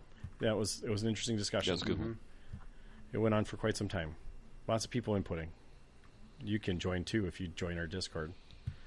I don't know how to do that anymore. I don't think there's a live link anywhere in the world. We Not could probably throw currently. one on Facebook. So Should probably at some point do that. Cool. Or Schwitter. Wait, no. What's it called? Twitter? Twitter 2.0 right now. Oh. What? Is that still a thing? Let's. There was a tournament. What? How long ago was it now? 2 weeks ago? 2 weeks? Sounds about right. Sounds about right. Had to be 2 weeks ago. the Minnesota In Minnesota. The Championships Minnesota State Championship, as a matter of Yes. fact. Yeah. Coolest logo I've ever made. Thank you very much. invite only. Love it. Everyone was Oh, invited. hey. By the way, I had some feedback because I took your logo. Oh, you saw the shirt, Rick. I made the big lime green super high vis Judge shirt, but I put your logo on the front. Yeah. And I had at least 2 people say, "Hey, if I'd had an option to buy that, I would have." Oh, shit. Oh, Oh, merchandising. Merchandising. Right. Damn it. Sweet. which oddly enough we'd sell at cost, but Yeah, it's Well, yeah, yeah, I mean, but that's not about making money. But it's getting Right. it's brand recognition. right. So I think next time definitely we'll when you do the sign up, be like, hey, we're also gonna do a T-shirt. If you'd like to, let us know, and then we'll do that costing separately, and maybe we'll even consider that for SNAFU in the fall. Who knows? Who knows? Yeah, I'm on board. Yeah, SNAFU logo is cool too, but this one will be kind of cool. I think this one will be cool because it'll be hot. Sorry, it'll be all the hot places. right. Still trying to figure out what it's going to be. It's probably just going to be a palm tree or something, but we'll see. Palm tree is getting blown up. Oh, palm tree on fire. That sounds really hard to do in a black and white logo that has to fit on a glass. Sounds awful. I know. That's why I suggested it. Can we do coffee cups this year? I could use a coffee cup at work. Put Ooh, that's a good call. It's interesting. Put an overweight SNAFU sniper in the top of the tree, and it's bent over a little bit. Oh my god! Just bending the tree Yeah, over. it's got a just like, little unnatural curve to it. we've not done it. We haven't done a real comedic one yet. I think we'd have to have like an actual comedy year for that to work. But we've already done Hollywood, so I don't know that would actually happen. That was a great logo. We'll figure I it love out. that logo. That's my favorite one Yeah. by far. This is I was so disappointed I couldn't spend more time at that one. Not the logo, the actual event. This year will be. This is my year. I can tell. I think It's got to be Just like the Bullwinkle because thing this time I'm for missing sure. this year. So Yeah, that's right. You were gone this year. Yeah. Is Jeff here this year? I will be here. Okay, all right, sweet. Phew. I'll probably make it. We all miss, but just Pat is there. that would be nice. So good for Pat. It would be nice. That one might be a little rough. Yeah, let's not do that to Pat. No. All right, that's a long ways away. We got a whole summer to look forward to before that. Let's worry about what happened 2 weeks ago. Yeah, let's just talk about Sledgehammer, Operation Sledgehammer. So US, we had Minnesota State Championship. 20 players that made it, with 22 that signed up. Yep. Not bad. So yeah, not bad. I was looking at the room and I'm like, we could get 15 tables in here. We could get 30 players in here. We could. You think so? It'd be tight though. Right? I don't know that we Would want to. Nobody wants want to. to. Do that. And I don't know we'd have the draw. I think 24s for that type of event is probably where it'll sit. Yeah. 24 over 5 rounds. That's good. Yep, that's good over 2 days. So we had 20 lists that I had to review, and let me tell you, there was one point I was literally ready to just go, you know what? Forget this theater, forget this reinforced platoon, generic or otherwise. Buy your freaking lieutenant, buy your 2 compulsory, and spend your points on whatever the hell else you want to. I was so close. It's just because they were arguing. No, because there's so many back and forth in like 4 or 5 of the lists. I'm just like, whatever. I'm starting to almost not care, but we got through it. Yep. And they're all checked and they're all legit. They match this time. I think that is one of the pitfalls of using an open theater selector list like that. Yeah, I don't think I'm doing that again. Yeah. But we did have, oddly enough, we had a split of 10 Axis and 10 Allies. Nice. Well, that worked out. Yeah. 3 of the lists were U.S., 3 were British, 3 were Soviet, and 1 French list. All right, that's kind of what you expect, but a nice balance. It's a very nice No balance. no Japanese, of course. Well, no, there was 1. Not the right Sorry, side. 2. Weren't there 2? 2. Yeah, there There's 2 2. Japanese, yeah. So there's 5 German and 2 Japanese, 2 Hungary, and 1 Italian. 2 Hungary. Mm-hmm. Interesting. So yeah, it was really interesting breakdown. I was astonished when I did the count, and I'm like, that's 10 Axis and 10 Allies. That's pretty cool. It would have made sense to do it if I'd known that was the split. I would have done a best Axis and best Allies, but it wasn't the case. Yeah. Besides that, it was a first, second, third, regardless. So, round 1. Fight. What was the scenario round 1? It started off with sector dominance, didn't it? It had 5 objective tokens on the board. I know that. Yep, yeah, it was the 5 objectives in the corners. The one in your corner is worth nothing. The one in the opponent's was worth 2. Is worth 1 if you contest it. The other 3 were all worth 1. Yep. You did something here that I liked. You released all of the scenarios prior to the tournament. Prior to the list submission Yep. date. Yep. Big thumbs up for me on that one. Same. So, And I think, for a competitive event, that should be the case. Yeah. And that of should course, be the norm for sure. It's a good mix of, and there's even 1 attacker defender in there, but I wouldn't expect more than 1 attacker defender because those scenarios they're tough to find one that is very tough to skewed heavily. Exactly. Yep. So, and I think that one, as wacky as it is one that isn't skewed hard. right. Nice. So So, Jeff, how did your round 1 go? Do you remember your opponent? Yes, it was Jason, I believe. Pull up my... you are correct. Yeah. Super... Okay, so first off, spoiler alert for the whole tournament, everybody I played was super nice, so that was cool. It's always fun to, like, have a tournament where, like, you don't have to play any chodes. Or I'm the chode. I don't know. Right. If here's the thing though, Jeff, if you don't spot the chode, Yeah, you're probably the chode. Yeah, you're not wrong. You're not wrong. That's why I added that caveat at the end, because you're absolutely right. Just saying. You're absolutely right. And I certainly wasn't one of the top sportsmen, so. Well, that's usually the case when you maybe do well. Well, sometimes. Side note, I'm never top sportsman. I don't think I'm an asshole, but maybe I am. I don't know. Jeff, you got one favorite opponent and one third favorite opponent, just in Wow. case you All right. curious. Well, that's already better than normal, so cool. Right? Yeah, no, so it's Sector Dominance with Jason, and we're playing on my Normandy table with the 4 bunkers on it, which if you were at SNAFU, you'd recognize as the artillery table from this year.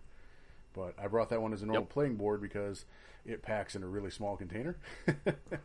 So it's that's a thing. Very much easier to transport.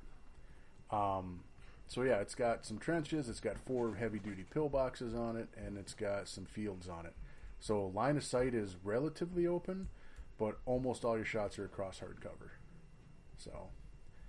So it works out fairly well for playing a game on. Yeah.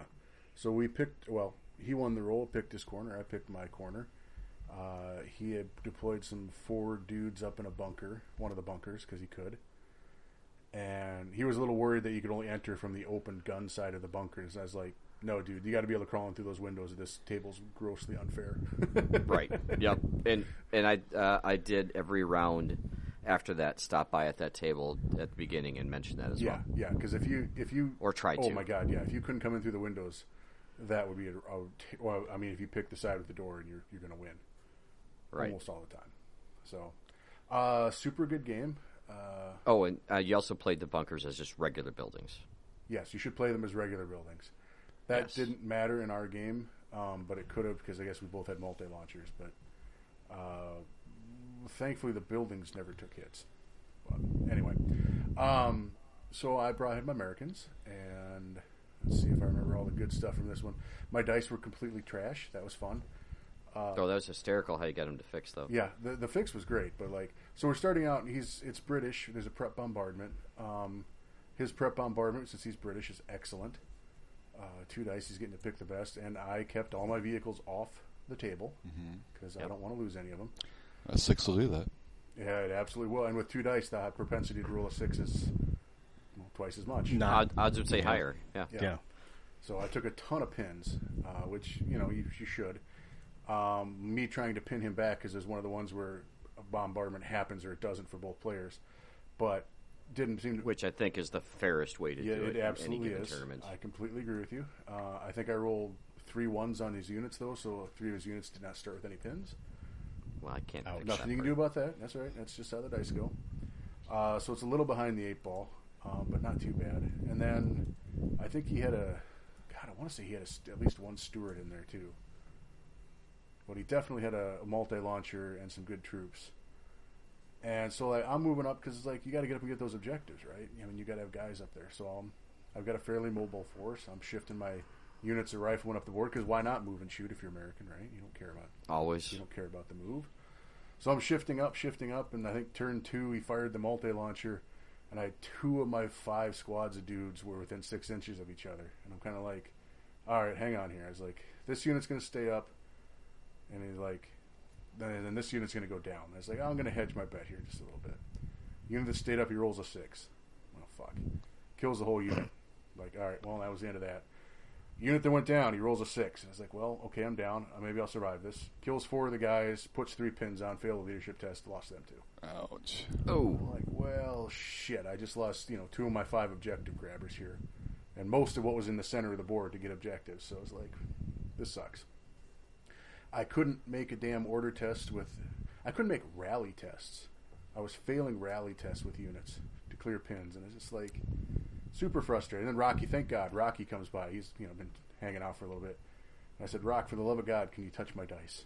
He goes, what?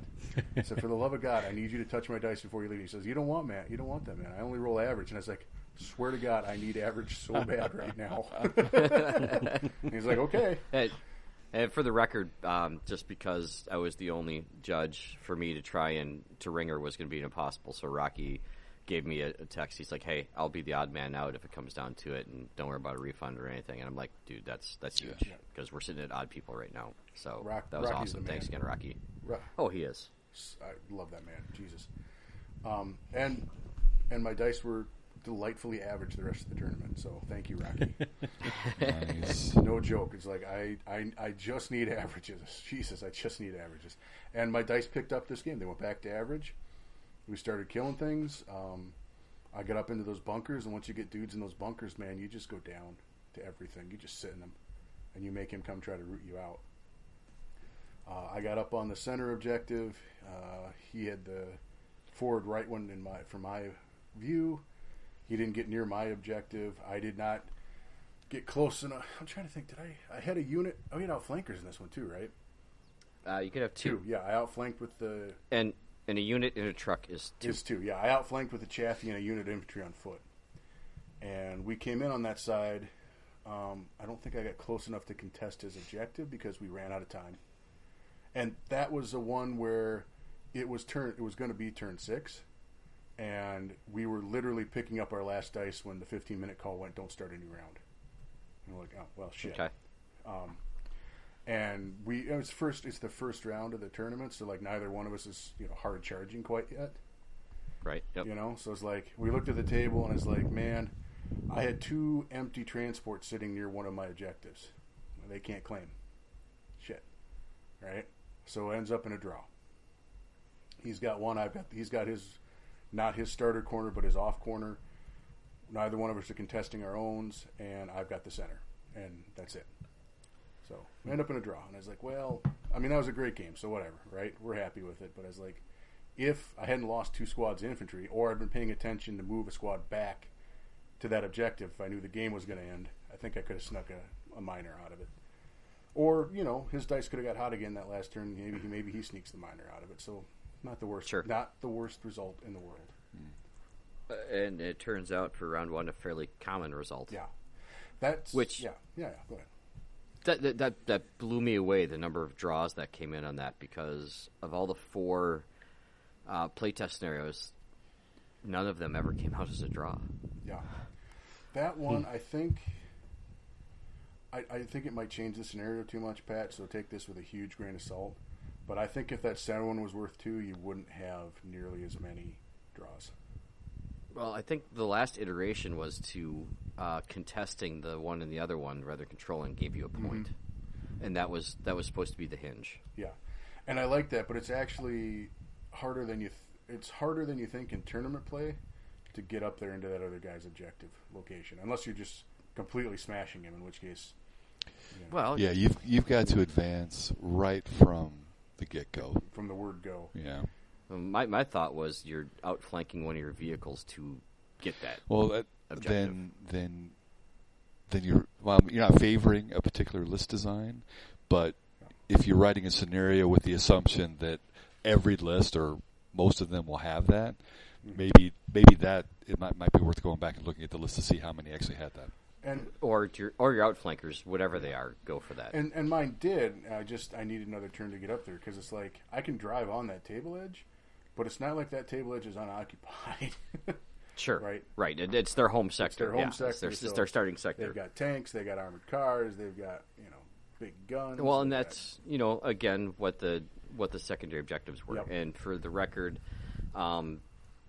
the secondary objectives, all players started with 9 secondary objective cards that we've used at SNAFU before. Things like blow up a vehicle, destroy a transport, pin out a unit, things like that. Win an assault.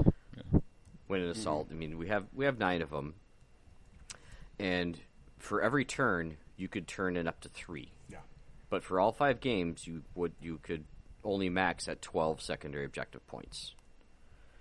Or 12 secondary objective cards. I didn't realize that you had taken the points off the card, so I wanted to make sure that the point values weren't there. And, of course, you didn't have the point values there, so it worked perfectly. I just didn't have the cards physically when I printed everything, so that's all right. I mean, so it still worked out. Yeah, so that's what those were, and they weren't. I know we've done in tournaments past that you have to declare which ones you're going for. This was just at the end of the game, see which ones up to 3 that you did, turn those in.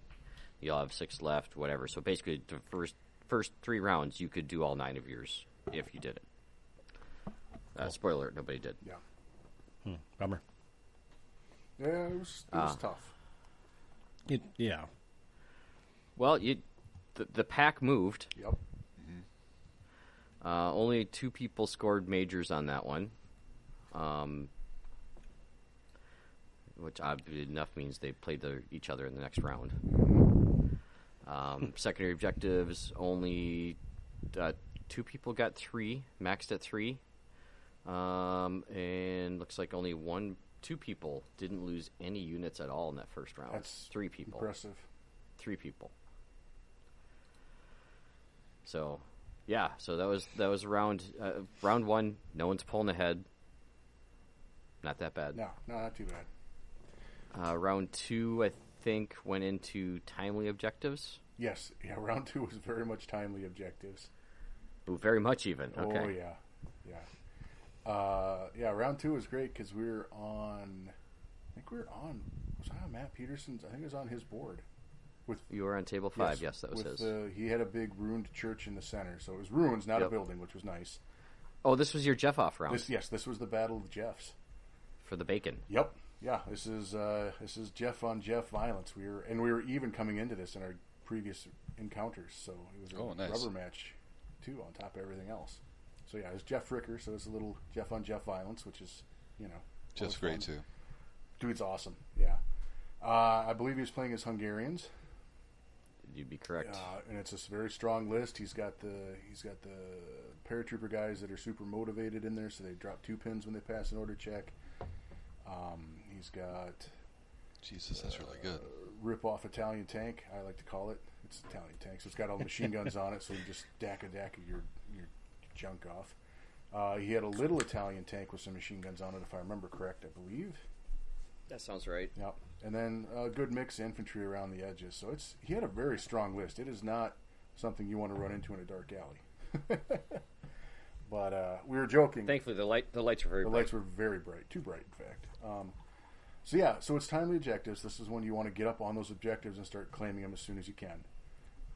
And I made very aggressive moves towards the center so I could start scoring points. And I love Americans because you can move and shoot and you're not taking that -1 penalty. There are so many times that takes you shot from would be a 7 to a 6. It's a huge difference. Oh my God, it's amazing. Yeah, it's amazing. And I played fairly aggressively with my Chaffee to roll it up there, and I blew up the little Italian tank right away because that little thing's annoying. Oh, and the Chaffee loves to punch above its weight class. Oh my God, that Chaffee well. loves to punch above its weight class. It's my favorite tank. I might be printing a small army of Chaffies for fun. I wouldn't blame you. It's just fantastic, yeah. But I got up on the right objective. I was maneuvering it to the left objective and the center objective. His unit of paratroopers would have been contested. He had another infantry unit getting up near that objective too, which got shot to pieces, thankfully. But he had his veterans coming up there, and they were going to be a lot harder to deal with. But bless his soul, he rolled a foobar and they retreated. That's 1 turn off. Yep, that's a whole turn of running away and then a whole turn of trying to get back there. Oh, for timely objectives, that's tough. Brutal for him. Absolutely brutal roll for him. So I got up and... Hey, but on the upside, he got a ticket for a chance at winning Silver Order Dice. He did. He absolutely did. So that's what we did. So Warlord sent us the 3 packs of Silver Order Dice, and every time I heard a foobar, they got a raffle ticket, and we raffled them off at the end of the tournament. So you raffled them all to one person? 2 of them. 2 of the 3 went to one person. But yeah. So they had 2 raffle tickets then. Yeah, and they were sets of 8. Ouch. So like... No, they're full sets of 12. Oh, they're full sets of 12. Oh, even better. Yeah. Somebody got a lot of dice. Okay. So someone got enough for basically any army they would play. Yeah, I hope so. Sweet. Especially at SNAFU, because we usually have an order dice limit of It's true. 12. Of 12, yeah. That actually is a good point. We'll get to that at the end. Yeah. Interesting. It is. Secrets. This is like the Too many episode of secrets. Secrets. One other thing I should mention, he had a war correspondent in his list. And I asked him what a war correspondent... He goes, I'm going to start the clock on this war correspondent who's got to take cool pictures of things and then survive to the end of the game, right? And he'll score him a victory point. And I was like, well, thank God, because of all the scenarios we're playing, this is the one where one victory point ain't going to mean dick. No. No. Not at all. So, and he's like, last game, this one took me from a draw. I think he said from a draw to a minor win or maybe a minor loss to a draw. And I was like, that's awesome. But Probably do a draw because everyone drew. Yeah, I was going to say probably do a draw, yeah. But I was able to get up on objectives then, and then once you got to an objective, you just get in cover and you sit on them, right? You don't advance past that. You just sit tight. You hold it as long as you can. And you hold it absolutely as long as you can. You go down, you move up support units, so you have multiple units close to it, right?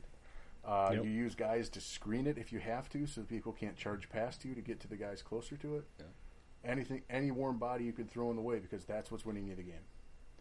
Yep. And I literally just threw warm bodies in front of everything I possibly could to keep scoring points. And then, it snowballs pretty quick if you can't get up on them.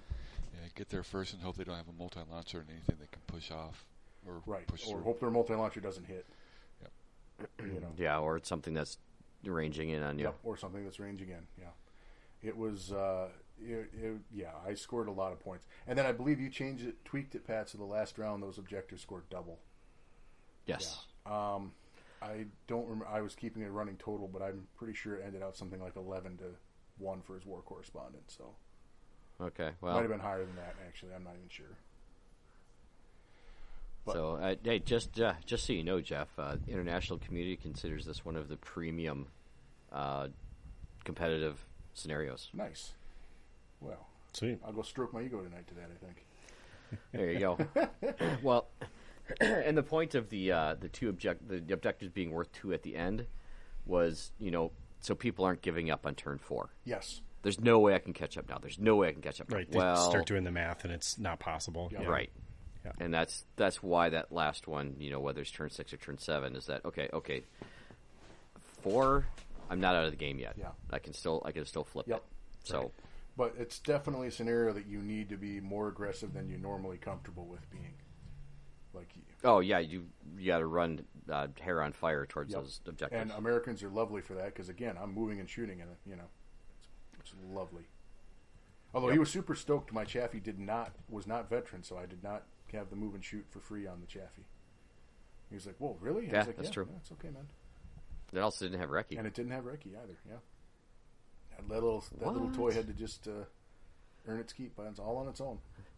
Had to deal with its comeuppance wherever it landed. And the thing about it is, I never got killed. 5 rounds. It survives all 5 rounds. Never lost it once. Someone shot a flamethrower at it once and missed, thankfully, but that probably would have done it. Might have, yeah. Yeah.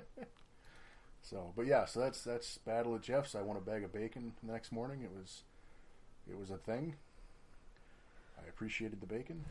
Wait, he really brought you bacon? Absolutely, yeah. Yeah, that's a Jeff. Yeah, house. Is this a real thing? It's a real thing. He lives in Wisconsin now, right? And I'm Minnesota. Okay. It's a border battle. He's over in Madison now. And we figured we couldn't really bring a giant axe because, border battle. We can't bring a giant axe. So instead, it was that seems not good. The old 1900s trophy was a side of bacon.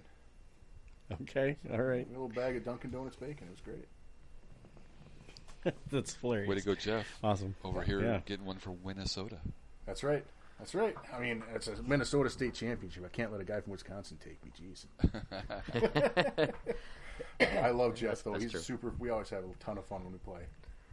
Yeah, I got to play him at a Bug Eater one year. That was one of my most favorite games. Yeah. He's just a super cool guy. Mm-hmm. Real down to earth, real mellow. He's a good player, too. And he's a really good player, too. And he's also a very exceptional player. Yeah, no bones about it. I was very happy to have that win off of him. Because when we started that match, I didn't know that I was going to get it. He has a really good list. Lots of guns, which is dangerous to an infantry-heavy list. Yep. So round 2 stats come in. Only 2 people maxed out their secondary objectives, and they were not the same ones that maxed them in round 1.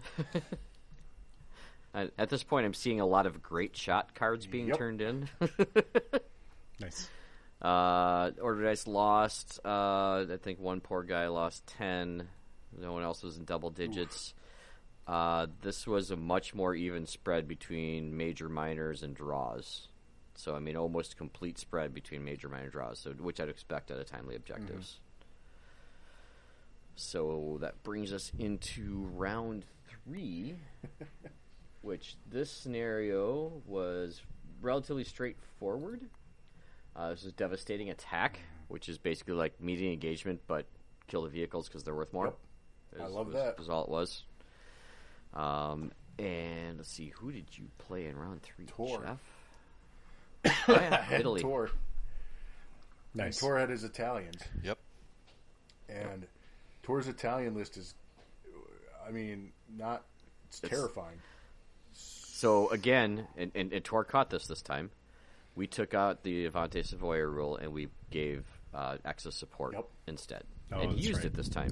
Nice. Yes, he did, because he had, if I remember correctly, he has an M14 40, so the machine 1542 or whatever. Yeah, the machine gun heavy Italian tank.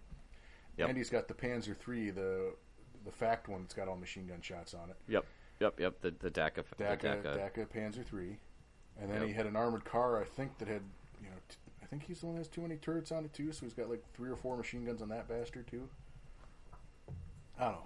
That sounds something right. that's got a ton of shooting on it. And he's like, "Now it's only on an advance order. I have to make the test." And I was like, "Yeah, I know how that rule works." And I'm terrified. Yes, I'm properly scared. Oh, and it's one-man turret things? It's basically the same thing. Like if you want to shoot more than one gun on it, you have to. Oh, sure, multiple turrets. Multiple That's turrets, what it is. yeah. Too many turrets, I think, is the actual name. Yep. Yeah, too many secrets, too many turrets. But so he's got a ton of that, and I'm like, I'm not as afraid of his infantry because he's got a couple green squads, and he's got 1 unit of paratroopers with Panzerfaust, and I think he had one of the ostrich feather fellas. But it's like he doesn't have enough infantry to really scare me. But those tanks are, oh boy, especially in scenarios where like we're taking bad points for casualties. So, however, we're on to Pat's trench board that was missing in action for a while. So there's just a shitload of hardcover. There's so much hardcover on this table. This is one of the 2 heavy, dense terrain tables that I have. Yeah. So there's a huge trench network that covers most of the center of the board. There's a number of craters on fire that are all, big smoke columns coming out of them, and then there's a lot of trees, too, groves of trees. So it looks pretty much trees covering the entire line. The lines of sight are far and few between for cross shots, right? So you need to get up into the trenches if you want to have lines of fire. Which is what you'd expect if there's an actual trench. You're not wrong. So for this scenario, it was killing units was scoring you, and vehicles were scoring you extra points. So I sent my Chaffee and I sent all my vehicles up one side of the board within about 10 inches of each other. And we just rolled forward trying to kill what we could. Chaffee advanced and got his armored car, and I got one of his 2 tanks, I think. I actually paid close attention to this game for a while, mostly because it's in the middle of the room. But there was, how many different times did his truck have at least 6 pins sitting in the back of it? He had one truck. It's at least twice. He had one truck. I could pin that. I could hit it. I just couldn't kill it. Right. Just could not kill the damn things. He'd get 6 pins. He's like, I'm going to rally. Clears the pins, and I put 4 more on before the turn was over.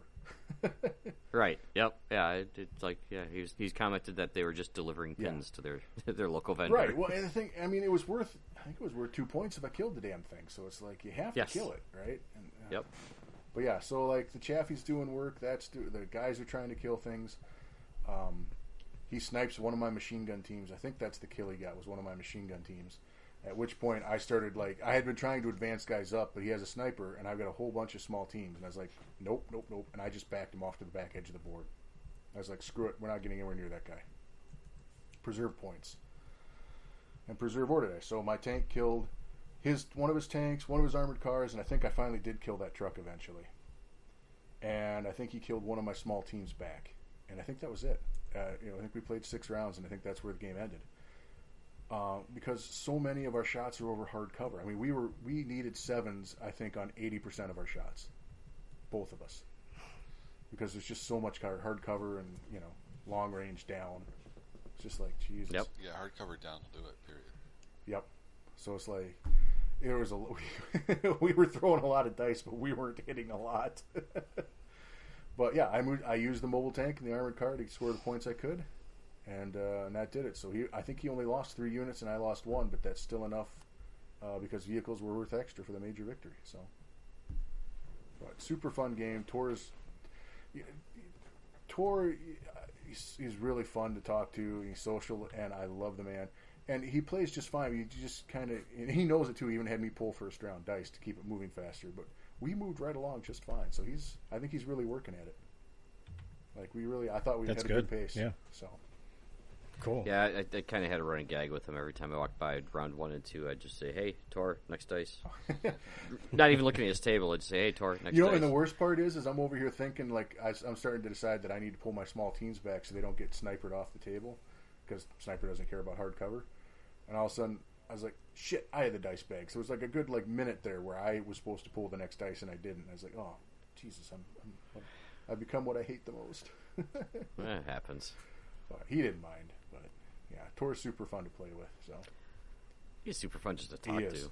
He is, and it was a really good game. I mean, not a lot of stuff died on either side of the board, but yeah, it was still tense right to the end.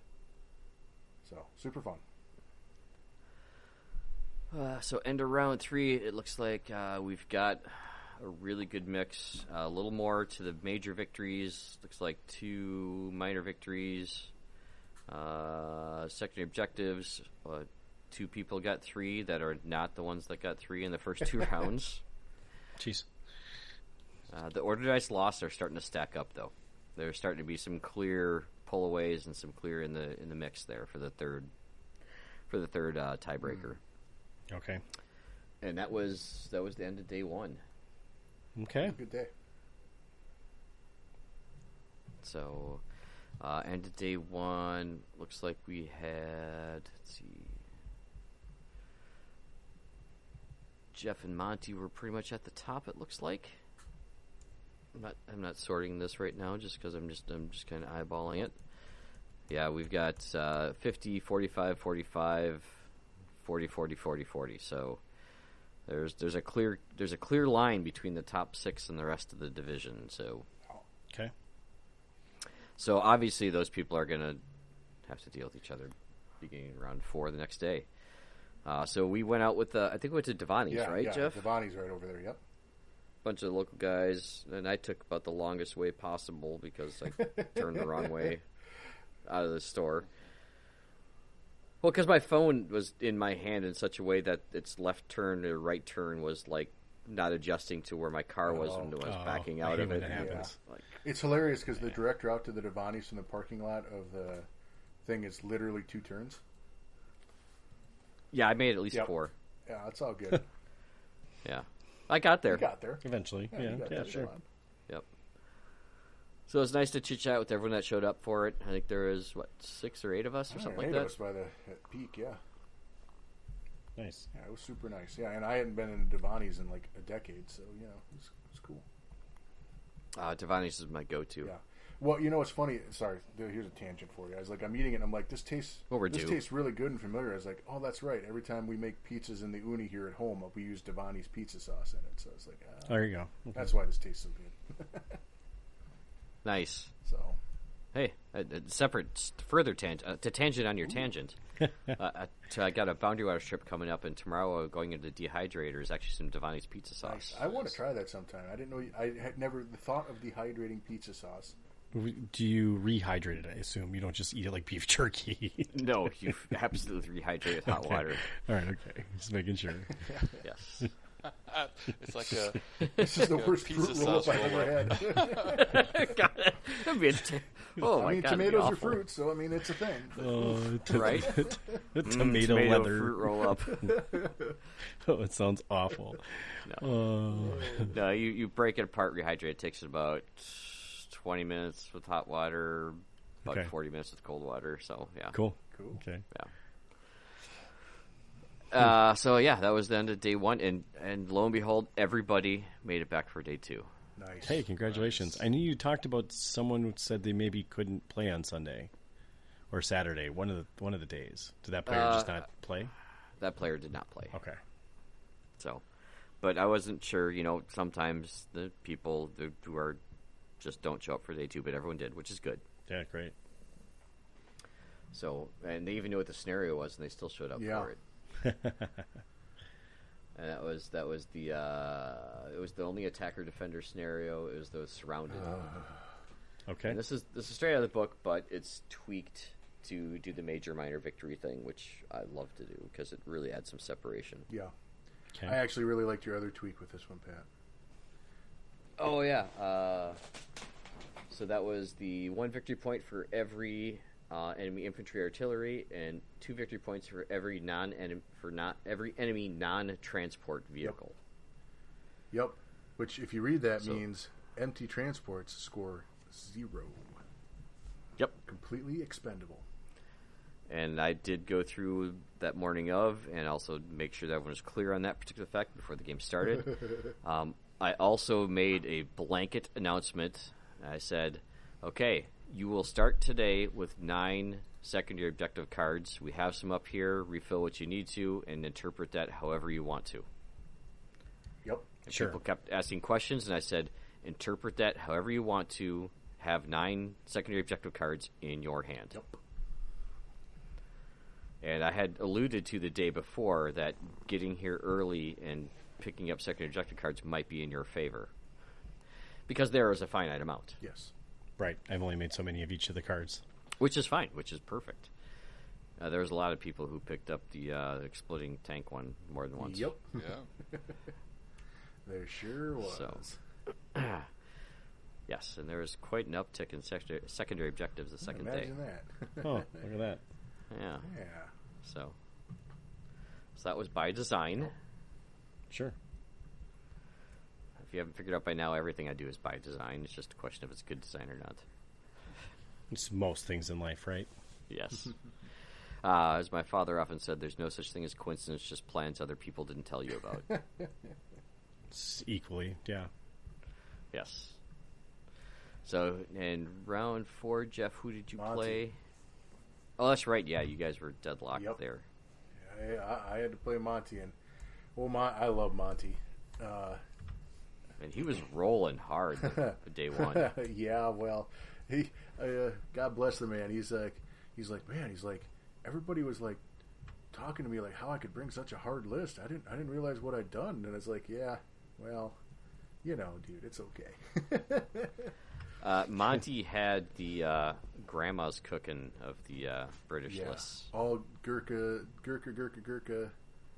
Double Stewart. double machine gun Stewart. Wait, and he didn't know he had the most optimized version of the list? Well, Come I on, just didn't Monty. think he No, put- I don't Have believe you not for a ever been second. on the internet ever, Monty? Or listened to any episode, because I think we complain about Gurkhas in every episode. Every episode. And I was commenting to literally him that I was like, that was my We, comment that started it. I was just like, We don't complain. We just note that they're possibly undercosted. yeah. Yeah, well, not possibly. I complain. And I'd commented, I was like, the British have so many friggin' special rules, Monty. Jesus. He goes, oh yeah, I noticed. And I was like, yeah. So it's the Well, at least he noticed. yeah. It's the home cooking Gurkhas. It's I think my biggest, and sorry, I'm going to complain about Gurkhas again because I'm going to complain about Gurkhas again. My biggest problem with them is that the combos you can build with the British special rules are kind of ridiculous. Up and at 'em with scary blighters is like, get the fuck out, man. It's pretty bonkers, right? It happens Too real good. fast. It's too much. Yeah. For free. It's fine. All for free. It's fine. I mean, that should be like 6 points of special rules there per dude. But whatever. It's cool. So yeah, we're playing Surrounded. And I love Monty because when Monty and I have played, I have abused Monty a couple times in games. Like bad. Like really wrecked his day a couple times when we played in tournaments. Like he'll show you on the dolly where you touched him. Yeah. And as a consequence, I think I might be in his head a little bit. So he's like overthinking things when we're playing, which I encourage. When you're on that side of the table, yes. I encourage because it's Monty is Monty. He probably knows this because I think someone's told him by now. But like he thinks out loud. He He does. Yeah. Yeah, he does. And he walks through his decision making thinking out loud. And so one of the best things you can do is just shut up and listen to him and be like, okay, that's what he's thinking. All right. Wow, I didn't see that. Okay, that's good. So it's like, so I know if like something's like kind of bugging him or he's worried about a certain unit, I start exaggerating maybe what that unit might be doing if I want to put more attention on it. So, you know. Sure. What? You can do head games and bolt action? Yeah. Hang on. Wait a minute. I learned everything I learned from stents, so. Yeah. Getting abused by stents repeatedly in bolt action games. Yeah, I'm right there with you, man. Okay, so we're playing Surrounded, and we're on my Kelly's Heroes board. So lots of buildings, but an open square in the middle. We roll the dice. Monty wins the... I won the roll. I got the roll on this one. Because Monty's like, I don't know if I should be attacker defender here. I don't know what I should do. Not sure what to take here. And it's like, well, I'm going to win the roll and just solve your issue for you. I win the roll, and I'm like, I'm taking attacker. It's not even a question. I want to be attacker on this one. So I take the attacking thing. And, of course, I'm trying to remember how that one rolls on. So he sets his guys up. I think I get a preliminary bombardment on this one. And I think, pretty sure I fluff like half the rolls again, so half his units don't take any pins. But that's kind of just been orders of the day lately. Pat, is this one a first wave then, too? I'm trying to remember how this one worked. I'm trying to remember how I got all my guys on the board. I feel like this one is first wave. Yeah, that's right. This one's first wave. Okay. Mm-hmm. And then reserves can come in from anywhere. That's right. So my first wave comes on. Right, because it's confused, yes, right? Yes, because it's confused reinforcements. That's surrounded. Right. Yep. So I just had to talk through that for a second. Yep. No doing a Monty here on the podcast. You just, it's like you just can't follow the person on. Or exactly. Like I can't come on from the side he just came on from. Now I've learned my lesson about this one, so I come in the corner, and so I start bringing units up far justified right. Except I've read the packet. So I know my transports don't count for anything. So I'm advancing guys up on the right side, and he's got one unit of Gurkhas up very near my table edge, right? 12 inches away, because that's where he could be. And they're in behind some bushes from one direction. So I start shooting these guys. Everything I can throw at them. I'm throwing pins on them. I'm trying to kill them. Many of these guys, I'd love to kill these guys out, but I can't ever seem to kill half the unit at any one time. But I end up driving both trucks up there, point blank, machine gunning them, knowing that they're going to charge and kill these trucks if I don't wipe them out to a man. And I did not wipe them out to a man. I put like 7 pins on them, but with up and atom, they don't care. Yeah, Jesus, that's still a lot of fire. It's a ton of fire. There's only, I took the unit down to from I think 8 to 3, so I had him down to 3 models. But 3 models is 3 models. So he charges the truck, does the damage, destroys the truck. And I was like, well, it got to shoot. It did its job. Right? And he's like, well, it's going to score. And I was like, no, it's not. Oh, no. No, that was a completely expendable unit, which is why I was so brazen with it. Otherwise, I concentrated my units onto the one side. And then we started getting to the next round for reserves coming on, and Monty gets the first dice, and he brings his guys on my table edge.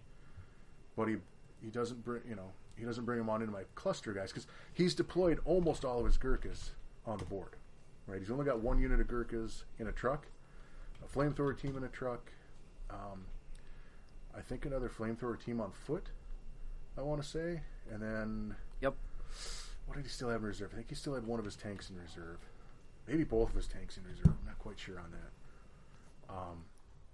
But he's bringing everything on to do some damage, but he's getting my table edge, right? So I can't bring anything on my long edge. So I'm stuck on either short edge. Well, I don't really want to be either of those places. I don't want to be any of those places. But I'm bringing my infantry on from the right side. I'm shooting things up. And he fails to bring his Gurkha truck on at least once, maybe 2 turns. Like, he just was having a hell of a time getting his reserves on the table. Got one of his Stewarts on that messed up... what did I do? Okay, so I brought my Chaffee forward to shoot, try to kill some more Gurkhas, because you have to kill the Gurkhas, because they are going to, if they get within assault range, they're going to wreck me. They're done. I'm done. They're going to just, especially since all your stuff is regular or inexperienced. They are going to murder me. So the 1 unit that I was shooting up with the trucks is eliminated. Now he's got a second unit that's up behind a building, so I got to drive the Chaffee onto the table. And I drive up and basically point blank these guys with the main gun and the whole machine gun. And I shoot the high explosive main gun because it's going to be a 2-inch HE, and it's that first turn I think it was a 3 to hit. Yeah, point blank, moved, canceled, point blank. Yeah. Yep. I miss with the main gun, but I kill a couple guys with the other gun. He brings, of course, he can bring the Stewart on. Now I had to bring my Chaffee on at an angle and run it down a road because I couldn't come on my back table edge. He gets a dice and he can keep coming on my back table edge as long as, he can just do all his units back there if he wants to, which is a pain in the ass. But it is what it is. He brings his Stewart on. His Stewart misses the Chaffee at point blank range. Thank you. That helped. I get my Greyhound. It comes on from the other edge because there's a long road on that map, and it's wheeled, so now it can drive really far on an advance. This is the hedgerow table, correct? This is the Kelly's Heroes one with a big open square in the middle. Oh, yeah. So I drive it all the way up to the other edge, and I pop his Stewart in the butt with the Greyhound. Light anti-tank gun, back shot on the Stewart. It was juicy. I could not pass that up. And so he's got that other Stewart left to bring on, and then he's got a couple dudes in trucks. I move my machine guns on. Again, I have to bring them on from the corner. So I have my machine gun teams, 2 on the left side, 1 on the right side. And I brought them on, and then that next turn, it's like I give them ambush orders. And I just have them covering that long table edge. I was like, screw it. I'm covering it. And in ambush. And he has a truck full of Gurkhas coming. And he brings them on. And he brings them on right next to that machine gun team, right in front of him. I mean, he's going to have to get shot at no matter what, right? He's going to get shot at. But he brings them on right in front of that because he wants to be where all my dudes are. Because he knows if he drops those Gurkhas in the midst of 4 of my squads, he's going to eat them by the time the game's over. Well, he drives on. I was like, I'm going to wait my ambush here on this road until you're exactly parallel with me. Then I'm going to take my shot. It was within 6 inches of point blank. Hit the truck 4 times, killed the truck.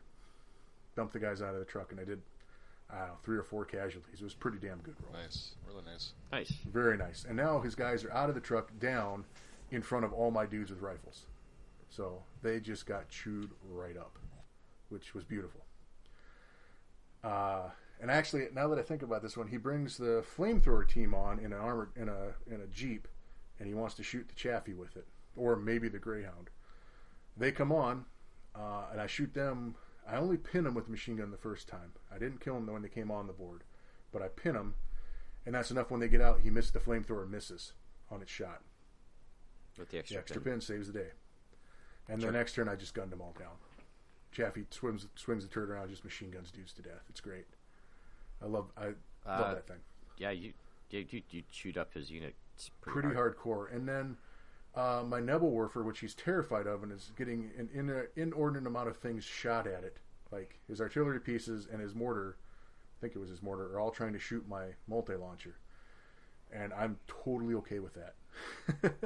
I want him to shoot that multi-launcher because most of the time that multi-launcher doesn't actually kill anything. It's purely psychological. Yeah. And if it's soaking fire, that's just gravy to me. So it was lovely. So we moved up, and we just, once I got the other Stewart comes on, misses its shot, and I think the Chaffee might have killed that one, or the Greyhound kills that one. Somebody gets that one. I'm not too worried about it because I've got a lot of anti-tank options now that he's down a Stewart. And then it's just sit around, stay out of charge range. You can move forward or backward with American infantry, and just chew up his units. And that's exactly what it is. I just sat there and chewed on him for the rest of the game. And poor Monty was like, I think I got 12 of his 16 dice, and we were just like, Jeez. We're done. I can confirm you recorded 12 kills, yes. Yeah. Got my destroy 75% of your enemy, and we're like, okay, we're good. And he's like, I felt a little bad because he's like, I just don't know what I did. I don't know what I'm doing wrong here. Because he's like, this list works so good, but then I play you and this happens. And I was like, well, you definitely want to be attacker in this scenario if you get the choice. I didn't give you that choice, but you want to be. And you want those Gurkhas coming on from reserve because you want them in close combat, right? You want those guys to step on, and then you get the next order dice the next turn, and you want to be charging guys and killing them. Yep. Anytime a Gurkha isn't charging somebody, you're not that you're paying for the points for it, but it's not doing its job. flawed. And to be fair, for the multiple times I've played the scenario, both as attacker and defender, I don't think I've ever lost the scenario either way, either defending or attacking. No, I think I might have drawn it once, but otherwise, attacking or defending, I've done very well with it. Yeah. And I told Monty that. I said, he's like, I don't get to play this scenario very often, so I'm not sure what to do. I said, yeah, you need to come to Bug Eater more, because yeah, that's a every guaranteed year at one. Bug Eater we play this. Round 3. I've played this scenario so many damn times. And I have played against, I hate to say this, but I've seen enough Gurkha Stewart spam in the last 18 months to, choke a camel. So I know exactly what I need to be doing and not be doing when I'm playing Gurkha Stewart lists. You know, you just got to know how to stay out of range of things. But Monty's a super cool dude. It was a super fun game. I hope he had fun. I know He got chewed up a bit. Well, I chewed up his partisans at the summer. What was that? Theaters of War we played last summer, and was it Theaters of War or was it the Partners one? The Theaters of War one. He got chewed up. The Partners so one. that's 2 years ago. We played together at the Partners one. Okay. And then he's like, I think we're gonna go play Russians, and I was like, there you go, man. That's the choice. Go play Russians. Go play your body armor engineers, right? Well, the thing is, and we were talking about it. He doesn't play that list to be like the rock hard list. It's just if you can critically analyze it, it's by far the most efficient use of points, right? 100% agree. So it's just efficient. It's grandma's cooking to the T. Yep. It's a beautiful, hyper efficient list. If you want to play Brits efficiently, that is 100% the list you should play all day long. Yeah. So, well, yeah, super fun game, but just steamroller. Once it got going, it steamrolled pretty hard on him.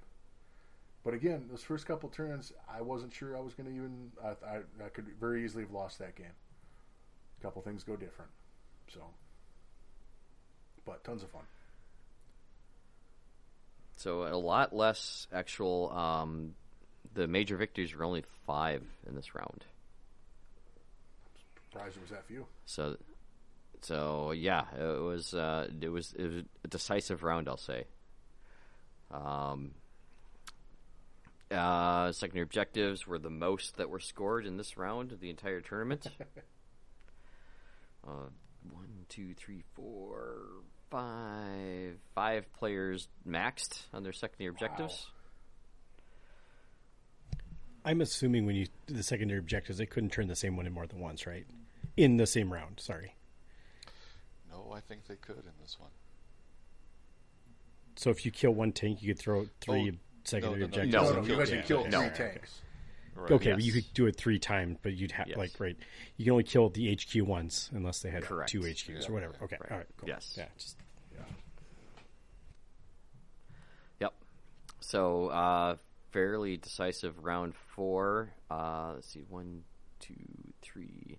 We've got 4 players that are all sitting at 60, 65, 55, 65, and 70 points. So yeah, we've got very, very decisive final round matchups. And Jeff finally ran into some Japanese. I finally got to play a Japanese player. Yeah, it was great. Jeremy Edwards, who I believe was one of the top players at Bug Eater last year. That would not surprise me. He's if not won it altogether. He's an excellent player. So, and yeah. He had I consider a non-standard Japanese list. It was very much. It only had 2 bamboo squads, and it actually had some veteran infantry. And I told him that specifically when I saw his list. I was like, "Oh shit!" I mean, it's not veterans. The Japanese veterans are still. It's not. Yeah. Japanese veterans are super good. Yeah. They're super good. 100% worth their points. Oh my god, yeah, because the bamboo guys are scary because they're going to keep charging at you, or moving towards you, right? But you can afford so many of them. Yeah, and you can afford so many, but you can kill them. Yeah. Like massed fire will kill them eventually. But the veteran guys, they do work. They'll chew through. Yeah. Oh my god, yeah, they're brutal. Brutal.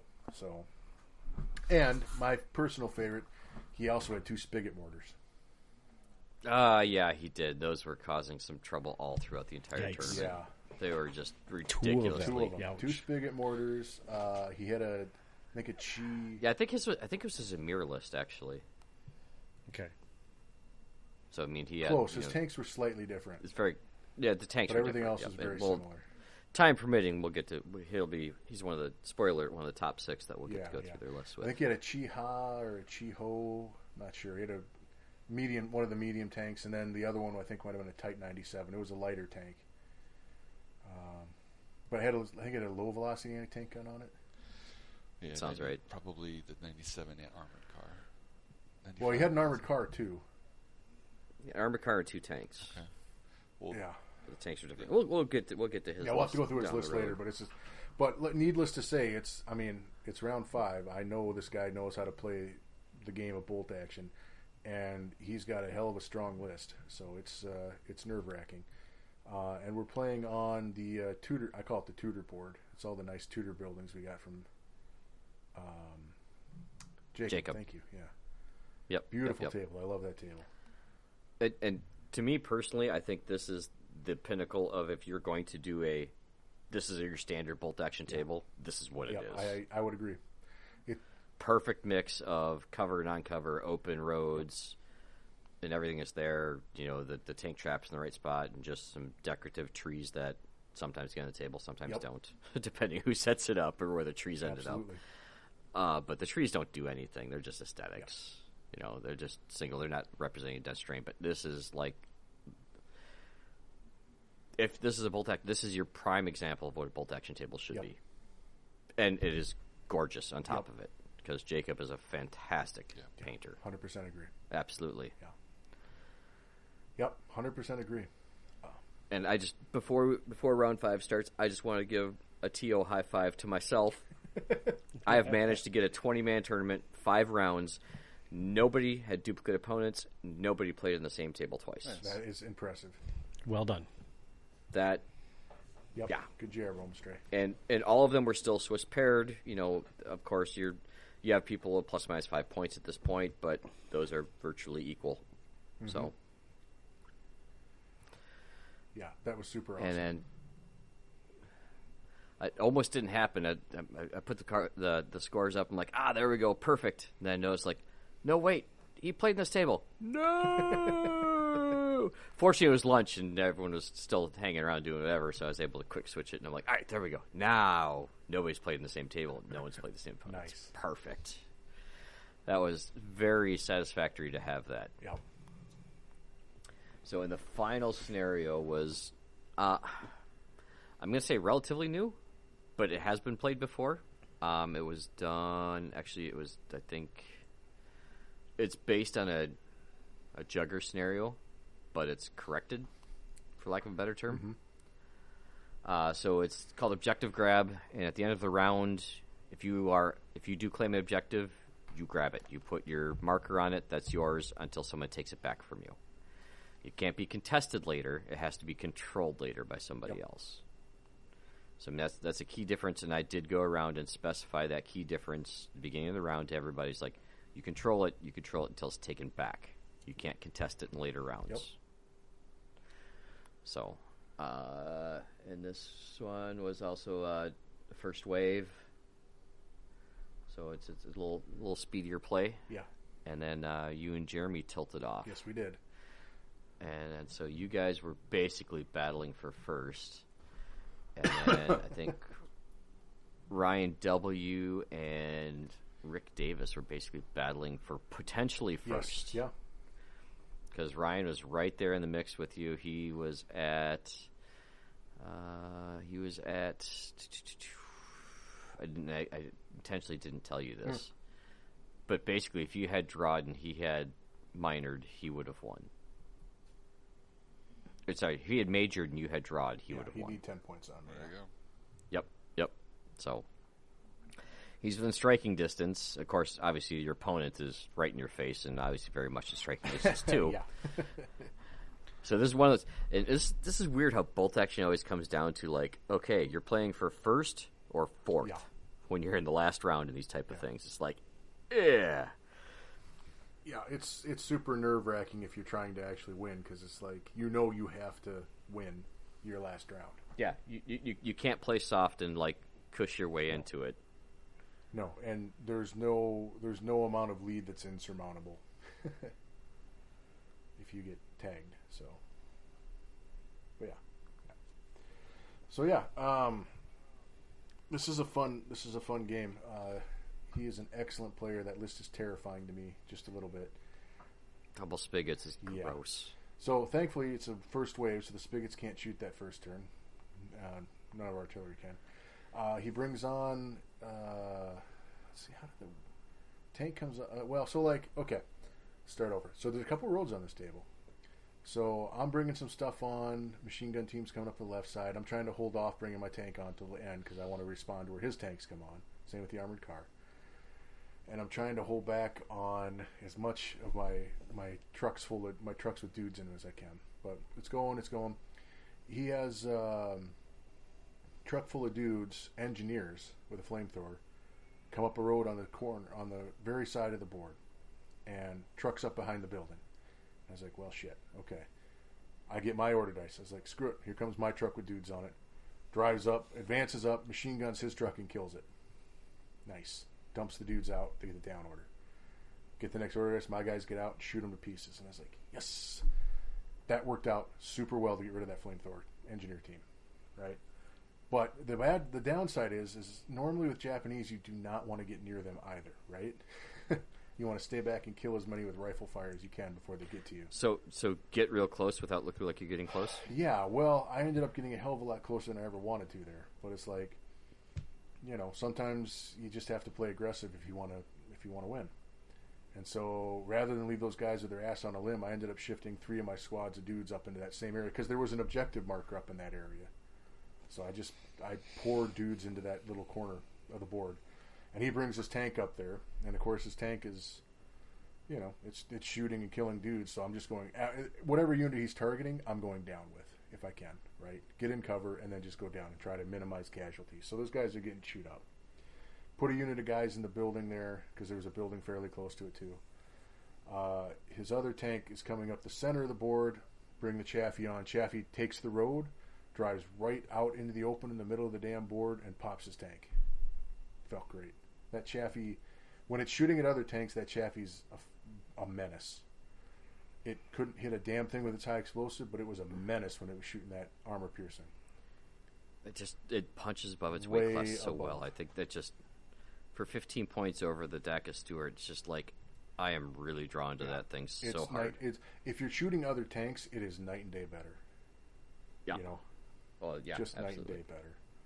So, and then getting into turn. So I set my machine gun teams up to cover in case I had assumed he would be running forward with his bamboo squad as fast as possible. Now, it helped out that he had brought them up behind a building to keep them out of line of sight from the machine guns. I fired my multi-launcher, and I scored a hit on the bamboo team, and I scored a hit on one of his spigot mortars. Nice. No complaints, right? That fucking Right. multi-launcher hasn't done a goddamn thing this whole tournament. Suddenly it's starting to drop hits in the 5th round. Yeah, I'll take that all day long. So it's pins on everything. I don't wipe either unit because I don't wipe units apparently, but I absolutely pinned them. And they didn't have line of sight to anything, so they were going to need to do an order test if they wanted to do anything, which was great. Slows them down for a turn. Spigot mortar takes some pins. I bring the armored car on because I need to put as many pins on those spigot mortars as I possibly can so they don't fire at me. Because they're inexperienced, of course. I want nothing to do with that. So I'm putting pins and throwing fire downrange at stuff, which is awesome. That's actually super helpful. Turn 2 starts up. He's got like 6 units around one building. I have to take the multi-launcher shot, and I clip the other. I'm pretty sure I clipped the other spigot mortar. Again, don't kill it, but I throw pins on it, which is what I need to do. I took some units. I put pins on things. I killed a couple guys here and there. They're Japanese, so they're not going to run away from massive casualties anyway. They don't care. They're fanatics. They don't give a rat's ass about that. Right. But I'm pinning things, which is great. And then I was like, you know what? I read the scenario. I've already claimed that right objective because I had guys on it and he didn't at the end of the turn. I run both my machine guns up so they can capture the left objective, even though they're kind of ass hanging out in the wind here towards the end of the turn, and I run a squad, the third machine gun up to capture the middle objective again. So now I've got control of all three objectives now at the end of it. I think turn 2. And I was like, all right, now I just need to keep him away from me for the rest of the game, or keep something on those objectives till the end of the game. And I was like, I can do that. So he starts. I mean, he's trying to advance stuff up. There's a lot of gunfighting going on that right side where the truck went down at, with a tank shooting things. We're shooting the ever-loving bejesus out of each other over there. But I'm in cover. I know to go down. I've got 4 of my 5 infantry squads in that area. So his bamboo spear fighters eventually get up there and kill one of the squads. But I kill enough of them in return that they get rifled down after that. He's got a unit. I brought the other truck up there for machine gun support. His tank shoots it and hits it, and I think he rolled a 1 to penetrate, which was great. So basically just put a round clean through it. And then I think the next turn he shot it and immobilized it, which was like, I'll take that all day long because it's not dead. His veteran infantry squad is advancing. I'm putting pins on them because I want to make sure that they, if they want to choose to not charge the closest unit, which is that truck, I want them to have to make an order test. Yep. Kite him. And he does. He wants to not charge that truck, and I think he failed that order test, and they went down. And I was like, sweet, I will take that all day. That worked out really well.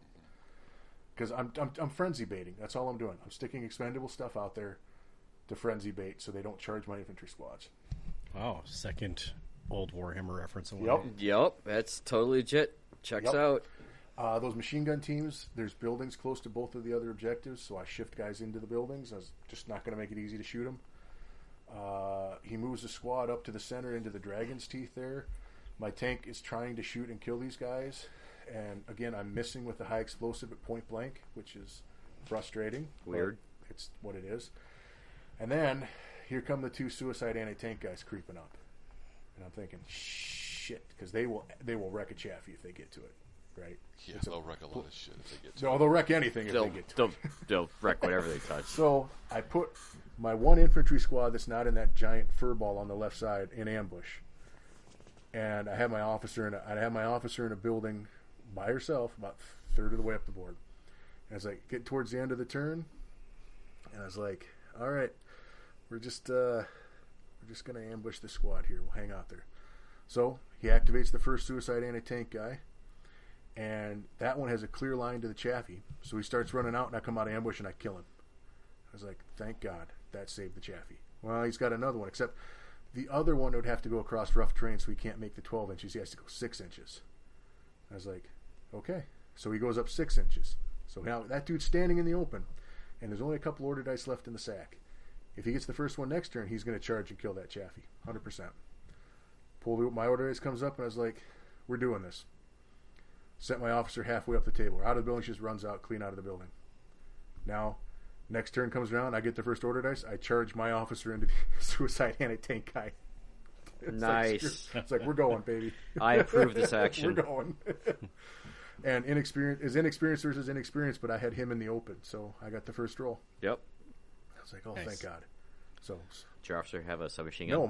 No, in my American list, my officer always has a rifle, because Ah. move and shoot 24 inches. Well, I guess tough fighter against one guy doesn't really matter, does no. it? Either he's dead and you kill him again, or not. Yeah, exactly. Right. Exactly. So no, I always go with the rifle for Americans. Any other army, I would have an SMG or an assault rifle. Yep, I do. But Americans, rifle all the way. So, and I got a 6-inch consolidation move on the officer too, so I was way the hell up the board then, which was great. Nice. So, at that point, it's just him trying to get up and to, like, he's got to kill things to contest anything, right? To take him over, because you can't switch it by contesting. I park the Chaffee right next to those veterans, so if they want a bonsai, they're going to have to bonsai the tank, and I will take that rather than bonsaiing any of my infantry squads.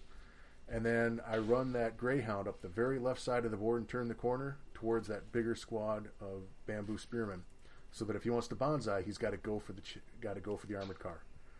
And I'd already used the order dice, so if he wanted to, he was going to get the armored car.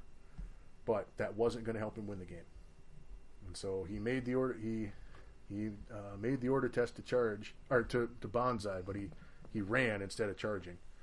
I don't know if he had the range. I think he thought he was out of range, but it's Japanese, so I don't know why you wouldn't run or why you wouldn't assault. But he ran up to get near that objective, which of course He must have thought he was out of range. I think he thought he was out of range, and he wasn't. I think he thought it was about 14 inches, and it was right at 12. Okay.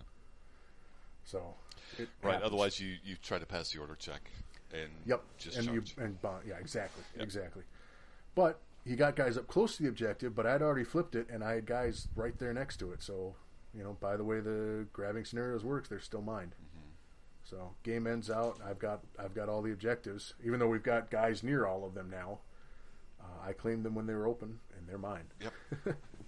So that was a really good game. Sounds good. And boy, it's playing Japanese is always scary because they're very swingy. Like if they get a charge off, they can just wreck you, right? Oh yeah. In a hurry. Mm-hmm. And they're kind of scary to fight because like putting pins on them doesn't really mean dick. No, as long as they can funnel them where they want to go. Not really. Right. So you have to charge bait 'em. Well, I mean, it means a lot less than putting pins on everyone else. Yeah. It's more important to me that like a lot of my strategy is to shoot things enough that they're going to fail a leadership test and flee. Right. I want to kill half a unit. I want to make them take a test. Yeah, Americans are pins. going to be better at allocating pins. So, Exactly. Or I'm rather, throwing pins out. distributing pins. Yeah.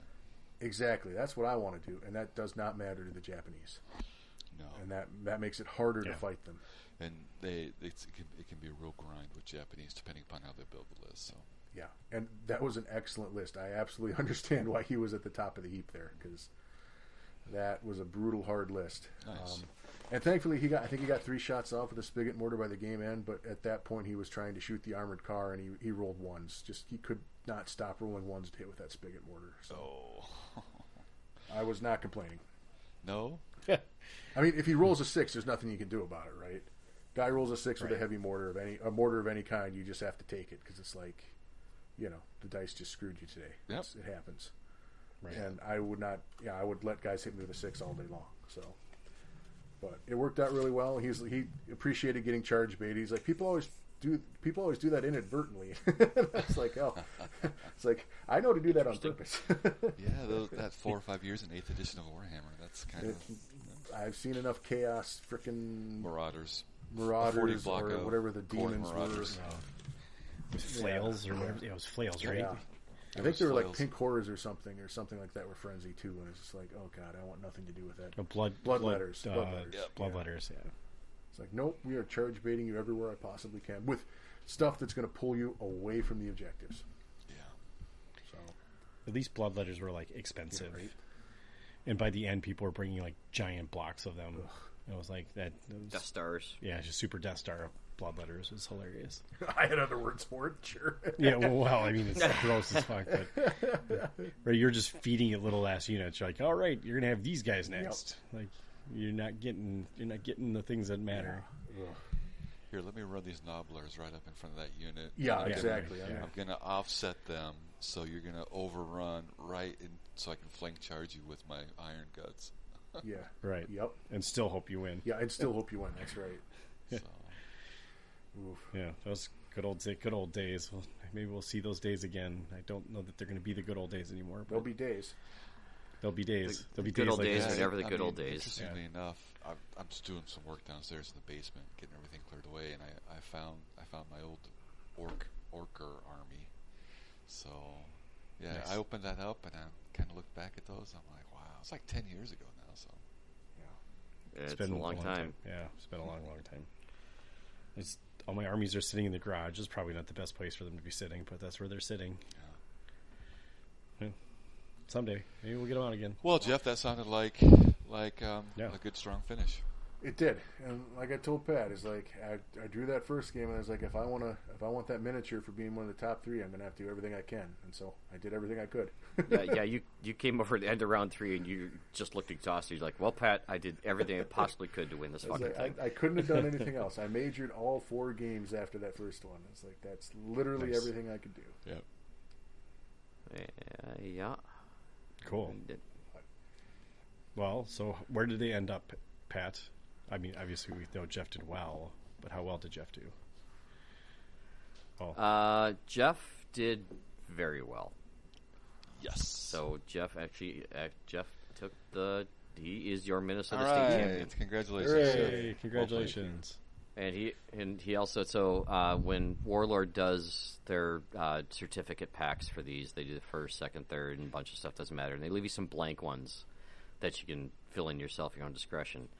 And so he also got the best general because he lost the fewest units by a lot through the entire tournament. He lost 11 or 12 or something like 11 that. units lost. Jeez. It's Mother's Day tomorrow, so I'm sure that, or the day after tomorrow. So I'm feeling like those mothers really appreciate you taking care of the boys and getting. Well, you know, There you I'm go. happy Yeah. because I had 5 inexperienced units in that army, and I only lost. Oh, I yeah. only lost 11 units on the whole tournament. I was pretty happy with Damn. that. Yeah, because you had. Well, we'll go over your list in a minute. So, fun. Yep.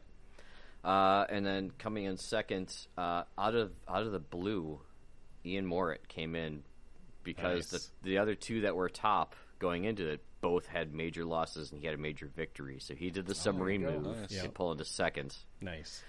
by secondary objective, by the way, Yeah. Nice. because he was Tiebreaker, he okay. was tied with the other guy who beat the other guy who was in second place going into this, or sorry, was in third place going into this, and that was Rick Davis All took right. third. Rick. Nice. Nice job, Rick. And He's quietly and people- been he's climbing. quietly very, Climbing very up good. Excellent player, though. Yeah. That's just it, right? I played games against him, and it was like, first time I played him, I was like, oh, you know, I don't know anything about this guy. He's pretty quiet. Maybe this won't be so hard. And it's like, oh, Jesus Christ, no, he's really good. Yeah, Rick is good. Yeah. And then into fourth place, just off the podium, was Ryan, who lost to Rick Davis Ryan in the last W? round. Okay. Nice job, Ryan W. And then in fifth place was Monty. Good job, Monty. Still And then- respectable. Absolutely. And job, then Monty. Jeremy getting clubbed by Jeff in the last round still had enough points to click into Okay. sixth. Okay. So, and then just for fun, the cumulative opponent's score. Jeff, you had So it's a strength of 260, essentially strength of schedule. Well, you also got to figure that they didn't give any points to their opponent for the Right. most part. All right.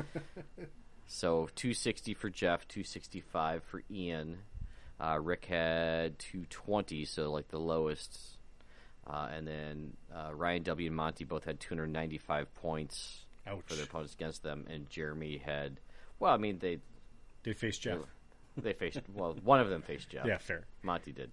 And then Jeremy still had 280 for his opponent's victory. So, I mean, those are all, those guys solidly placed Yeah. where they were. Yep. And all really good. And then, of course, we had the painting awards.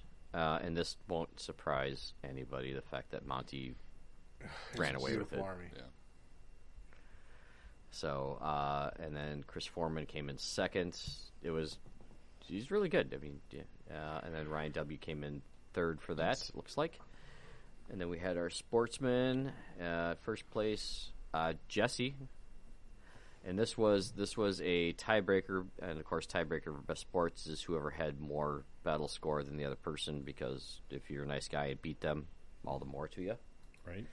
So Jesse won the tiebreaker over Chris, and Nat took third for that as well. Nice.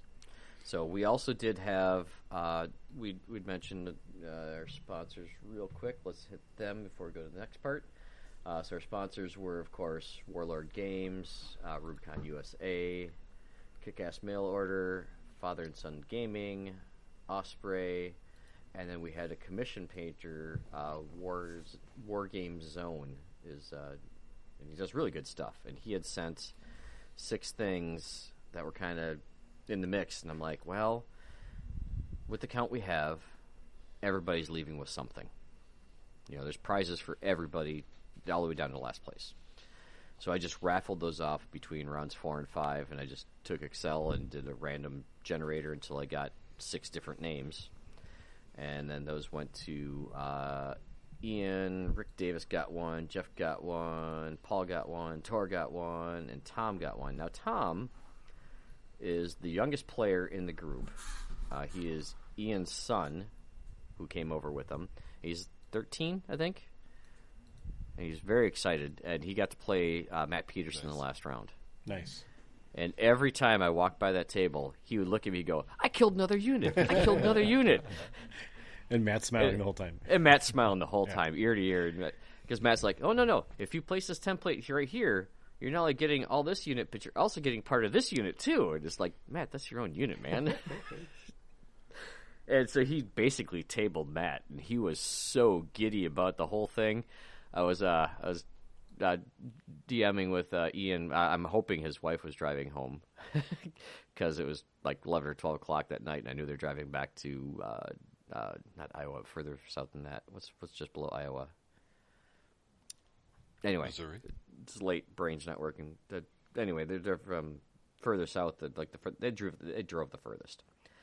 But he's like, "Yeah, I just heard for the third time the final round that my son played his game, and yeah, he's regaled the whole tournament at least 3 times in the last 3 hours spent in the car." And I'm like, so he had some fun. And then as soon as I saw that his name popped up in the random generator, I'm like, okay, he had talked to me about this one model that him and his mom really liked. Yeah. Give it to him. Absolutely. No questions asked. So got to hand those out. It was pretty cool. I had mentioned earlier that we had, for every food bar, I was giving out raffle tickets for the order dice, and of the 3 sets, he got 2 of them. Nice. It was complete raffle, so he was pretty stoked about his first tournament ever, which is great. It's awesome. It's good to get him hooked young, right? Absolutely.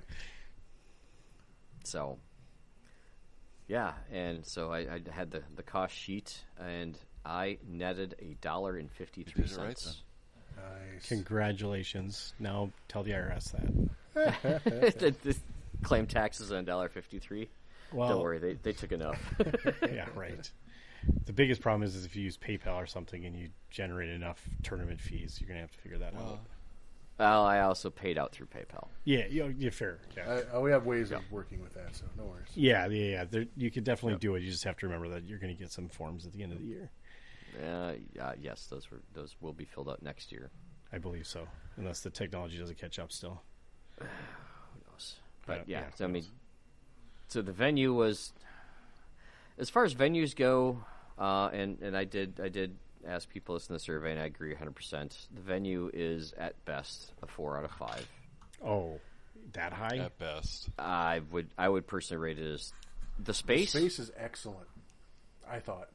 The food Sucks. options suck. They serve beer, which is a bonus if you brings drink. it up. Yep. So, but I mean, I had enough. They don't open up. They don't open up early enough. No, that's awful. That's the worst. That's the worst. Is you can't start around until 10 a.m. 10. I just, guys, I really like that place, but I also really hate that place. There was things I really enjoyed about it, but like it's just we've talked a lot about it in our group, and it's just like the group. They're just making decisions I don't agree with personally. But I agree with that. Whatever. They're making decisions on a business model I don't think is positive. And I came in for lunch on the second day, and I think I saw 4 people playing games in the main space on a Saturday. Like on a Saturday, which is shocking, because right? It used to be packed. So right, and by packed, I mean 200 people. Right, like loud. It was deafening loud. There was nowhere. Like you're lucky if you got a table, right? And you'd wait your turn. You'd put your quarters down on the table if you wanted to play a game, right? Like, I mean, proverbial, but you would be waiting, which is great for a business. That makes you feel good that they're booming and doing well. But that just went away. And there was some fear from some of the players after they announced you must pay $10, and they're like, I'm coming to your tournament. Are you paying for this? And I'm like, no, you are in a paid event. We have the room booked. You're not getting pinged for an extra $10. You better not be, because then that would just we're not going to do this here. Because at that point, you just collect the extra $10 and you can get a hotel conference room or whatever. Yeah, there's other options I might look at. For this to continue forward, Yeah. But I do want to continue it because I think it's great. Shame if you're not able to continue because of the venue. I don't think it's. I mean, I paid $18 for a Mountain Dew, a basket of fries, and a fucking gas station panini right for lunch Yeah. both days. Yeah. And my favorite is like it's a disposable cup with a disposable straw, and I like went to go get a refill, and you have to pay for a refill. You Wait, pay did you get $1. a, Yeah, where'd it's you like get a straw? I couldn't find a fucking straw. I didn't get a straw. Oh, maybe I didn't get a straw. Maybe I I thought wanted I got a straw I really didn't. bad. I hate drinking from fucking mugs, but Oh, you hoity-toity. I am. Well, and I'll bet. So like on Sunday, like we're gonna start the round. I got there early, grabbed my thing, and then I went to get a drink before the round starts, right? And he hasn't put any of the nozzles on the pop machine yet. So he's like, "Oh, I'll just put the nozzles on." So he throws them on, and I get my cherry Coke, and it is flat, no carbonation. No. After the first round, before the second one, I went to get a cherry Coke with lunch. Kid pours it out. He sees it's flat still, so he puts a squirt of Diet Coke on top so it has some fizz. I'm just like, Well, at least you did something. That's the yeah, fix. that was the fix. I was like, Jesus Christ, kid. I mean, it's better than nothing, I guess. Barely. Not Yeah, not much. Not much. Well, I mean, I might have just had water at that point. I actually did. I got my water bottle out and I just filled it out of nice. out of the confusing drinking fountain that was like, don't use this fountain, but it's like, actually I think it was just don't use the bottle fill part of it. Don't use this fountain unless you have to use this fountain It's this like, way. don't drink Well, it's water. like, don't put a sign on like that. Say like the bottle fill portion is what's broken, right? Because it's like, if this is non-potable water, you need to tell people it's non-potable water. Yeah. Right. Right? Yeah, that's the thing. But whatever. I don't know. It's frustrating. Like it used to be my complaint about Fantasy Flight games when it was Fantasy Flight Game Center. Yep. Was the reason I didn't Yep. want to go there for the club is because it's too goddamn loud. Yeah. There were so many people; it was too loud. That yeah. is, It's I mean, really just being inconvenient in to a there lot was of us too, exhausting. but yeah. yeah. Well, That that's has taken care of itself completely. Yeah, that is for sure taking care of itself. Right? Like, there used to be, like, every weekend there was a group of people that would show up and they would just sit there and paint and talk. I used to be one of those people. Right. That was great. Yeah. Like, it was a community. Yeah, I'd and usually just, have like, it was lunch. there. Yeah. Yep. Yeah, you know. And then. Back when they had, like, pizza or hot dogs or something like that. Something relatively normal. Yeah. And what person's going to pay $10 to paint miniatures? I will not. No one. And it's, I mean, Well, those people That- are currently there. No one. Yeah. that Exactly. fee could then be put towards a store purchase of some sort. So, I mean, Th- there's there- a little yes. bit there is- more to yes. it. But, you know, to be fair. So, Yes, you're not wrong. You do get store credit for that $10. I still just it's hard. I don't know if this is a business decision because like less people are visiting, or if this is pushing visitors away.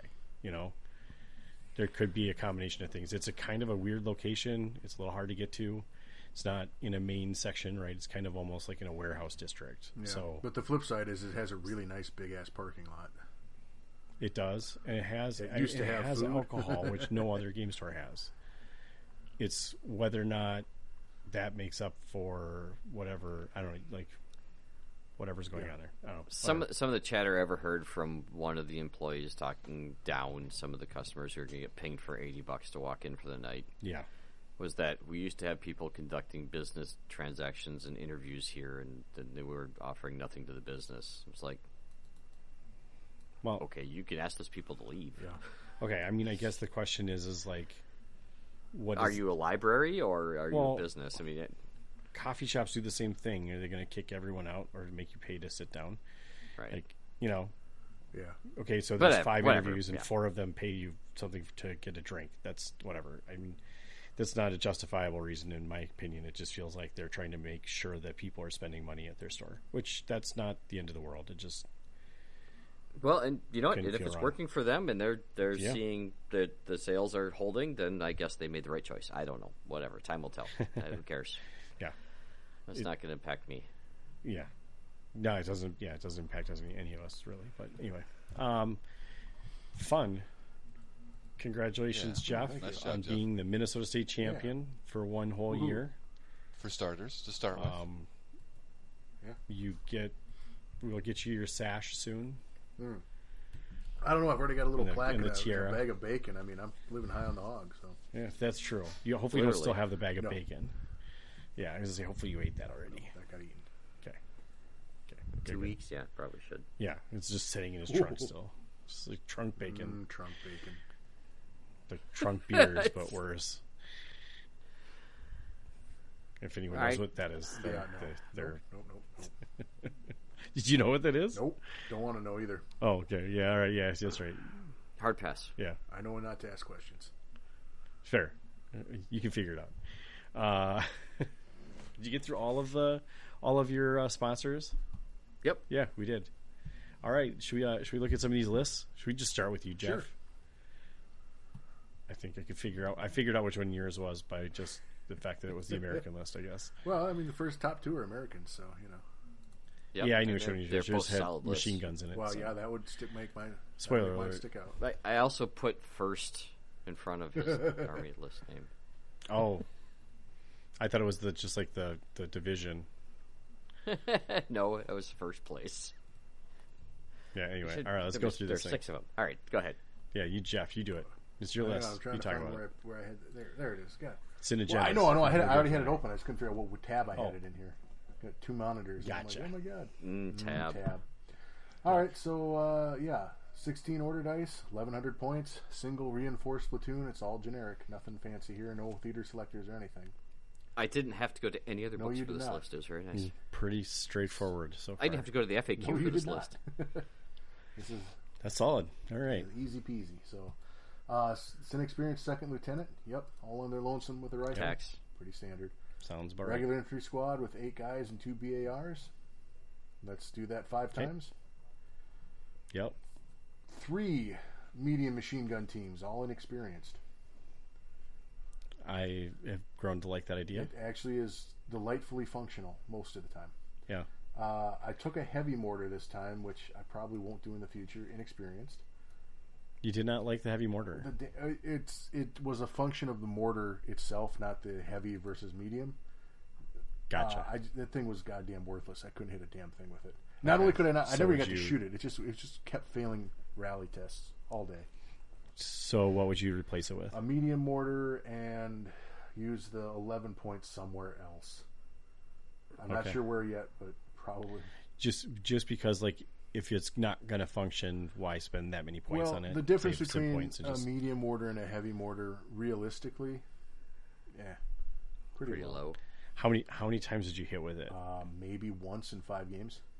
Okay, because like when you hit with a heavy mortar, oh man, it's the best feeling in the world. Well, I don't know Yeah, what like that's it, like. it deletes shit. It just deletes stuff. Like it's like that's That's inexperienced. One pin can render. Oh, it for completely. sure. I'm not saying it. I'm not saying that it's infallible, but that happens to a medium order too. absolutely Like, would. that doesn't- yeah. Well, you're spending a little I less saw- points. That's the only But difference. but regular. If I saw somewhere where I needed 11 points, that would be the first cut I would make. You're saying take it at regular. You took it at was- regular. I would say personally, I would take a medium at regular. For what is that? That's 50 points. 50 points. So you'd have to find 4 points instead of. If I'm going to lose. take anything regular, I want a spotter 11. with it then, because otherwise there's Yeah, so Right, 60 yep. points. So you just got to find a bunch of points. Then 14 points. You probably no. I mean, there is you not got this- 14 this is points. pretty damn There is tight. not Yeah, 14 no, you points to can't spare get in this anywhere. list.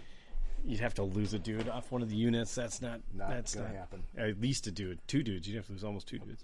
Anyway, Yeah, okay, not all right, happening. keep going. Regular bazooka team, Yeah, inexperienced multi-launcher, 114 millimeter rocket launcher, so inexperienced multi-launcher. 1 M8 Greyhound at regular. 1 M24 Chaffee light tank at regular, not recce, not Love it. veteran. Love it. Same. Love it. Love and it. then Love it. 2 Dodge 3/4 ton trucks with machine guns on them. That's it. That's all 16. yeah. I was just looking at the Chaffee because I'm like I don't pay attention to Chaffee, but not open top. Okay, I like the fact that your trucks are regular and have machine guns. I did Yeah, that's so good. much work Oh out my of god! machine guns on I mean, transports. it's 4 points less than a regular machine gun team, so why not, right? And it can take 8 dudes anywhere you want to go. And Yeah. and hey, look Yeah. at that! All my squads are 8 men. oh, I mean, it's coincidental. What an odd symmetry that is. What a quinky dink. Yeah, they provide mobile fire support when you need them to. Cool. It's a very straightforward list. Yeah. has lots of dice, which is nice. I like it. And I will tell you, it like- did everything I needed it to do. Evidently. Yeah, right. Clearly. Well, there's some strength behind the player using it, to be honest. Well, yes, I would not do nearly as well. I like the machine guns, and the inexperienced machine guns. I like the idea of them. And did they perform as well as you'd hoped? Yes, they were superstars for me. Right, basically putting a pin They on. put pins on putting things. They putting killed a 3 couple pins on vehicles. stuff. They killed things if they got Okay. close to them. Okay. And better yet, if they didn't have good targets, they're an infantry team. They'd run up and grab an objective. Oh, there you go. So- yeah, good call. Because they can move. Yeah, I think I You're saw right. at least one sitting You saw on the 3 last game. sitting near objectives that last game. Yeah. Yeah, they got good range, good enough shots that it's still pretty good. Like you're not. I think that's the number one thing people undersell about the team weapons. Is that they're still They are still infantry. Yeah, 100%. Yeah, You can still assault with them. Take objectives. I mean, they're infantry. it's weird that 85 episodes in, we finally are changing our tune, or 83 episodes in, we're changing our tune on machine guns level. No. but No. not No, really. I'm No, just exactly. reiterating my teams. Not exactly, Yeah. because That they're I would infantry. not take 3 regular machine gun teams. They're way too I wouldn't expensive. take one machine. And I would gun not team. take 1 machine gun team, Yeah, but I would. it's the But 3. the Americans get that. It's the 3 that Yeah. it's the 3 in the experience I think that's making the difference And, for it. and Yeah. proper usage of the ambush roll. So Yeah, you have Yes. to. You can't be careless with them. No, for Right. sure, they'll die They'll right away. die. Yeah, Well- and you're setting them up defensively, but you're trying to cover open lanes of fire, and on ambush, then they're not getting the negatives to hit, so they can be inexperienced. So. Yes. Did And you that- typically run them together, or would you spread them out? It depended on terrain and scenario, but they usually, almost always 2 of them were near each other. Sometimes they were all 3 together. Supporting someone. Okay. Yep. Cool. So Awesome. yeah, it worked great. So I guess if we're going top down, we must go to Ian's team next. Yep. The second USA DP for Yep. the file. I got a name. headache reading this list. I already opened this one. Yeah, I got it. Ian's is 16 also order very dice again. recognizable because he's got some crazy stuff going on in it. Yeah, he likes these squads. So he's got the tax of the lieutenant, inexperienced lieutenant. He's got a veteran squad with tough fighters, which is great. Yep. And he's got these FSSF scout teams all over the effing place. Yeah. So they're forward deploying wrecking troops of 2 men with SMGs. right. Okay, so they're infantry. He's got 1, 2, 3, 4 of them in this first Yeah. platoon. I think it's a mirror. So he's got Yep. Yeah. he's got a total of 8 of these guys. He's got the 2 land mattresses, and he's got the veteran M4105 Yeah. Sherman. Just Sure. Roll on, hit on 3s with 3-inch HE. Yeah, Have fun. I like that. I like the veterans Shermans. It's pricey, but now that I see this, I'm totally curious if that 105 howitzer actually was gyro stabilized in the Sherman in real life. in real I'm life, just sure. curious. Maybe it is. I know it absolutely is on the anti-tank guns, and I'd be surprised if they did that with the artillery gun, but maybe they did. I don't recall them making Well, a so distinction this- for that rule, though. So. They do not. No. Right. This is interesting though because there's some stuff in those FSSF units that I don't think we maybe have talked about once or twice, but they have recce. Right, escape Yeah. move. yeah. Yes, they do. What? Yeah. Well, I mean, I guess we had the scenarios ahead of time, but sometimes small teams can't claim objectives. Yeah, and that would be problematic. That would be the That only would be thing that I'm problematic. seeing here that might cause an Yeah. issue. So, but if that wasn't the case with the He's got 2 scenarios, squads then that can do it. it's beauty. That was not. Right. That was not. Yeah, Yeah. I think I asked Pat that because I was worried about it. Well, and he's got a assload of scouts, and then he's got 2 land mattresses. I wonder how. Well, obviously he did well, but I just an interesting. I personally shied away from multi launchers because I had so much troop up the field so Yes. quickly. Depending upon how aggressive you are, and remember, you can localize those troops all on one side. Yep. So, Well, and I seriously couldn't though. well, I he's think the got other their part is 2-man that- teams. yeah, Right? Instead Yeah, they're of like 2-man an teams, 8-man so you can teams, get them a yeah. lot smaller. Their footprint's very small. and you can Yes. with the Yeah, that multi makes a big launches, you can difference. kind of hounds the hunters and drive a guy forward. Sure. Of course, if he's fighting someone with with a multi-launcher, then that presents a problem. So That could be a problem. no, interesting list. But nobody takes a multi-launcher, so it's all good. I mean, 2 veteran Shermans Scary. are still, they're super scary as hell, too. Yeah. 105, and that's such a good gun on it. With a howitzer. Yeah. Yeah, that's 9. They're yeah. 9 too, armor. Nice. Yeah, they're Yeah, they're Shermans. So then we can take a look at Rick's German tank platoon. Yes, let's do that. 11 order dice. He had a That's- little room in the cap, but probably ran out. 3 deck of Panzers. Jesus. Yeah. That's so many shots. Well, Hey, it keeps yeah. getting better. Yeah. Then motorcycle with a machine gun. Yeah. I mean that's a great 40 point. Yep, all day long. Value. Sure. Assault engineers of flamethrower twice. 2 units of them, yep. And then some veteran grenadiers with assault rifles. Yeah, that's the first That's was an a con. odd. That's an odd take. That's, But that's a lot of he even shots has at 18 inches. At 18 inches, that's a I problem. don't think that's a problem. And he even had one dude without a rifle. He could have put another assault rifle in there. He had the points. he did have the points. Probably didn't have the model. That's probably what it Very came down to. possible.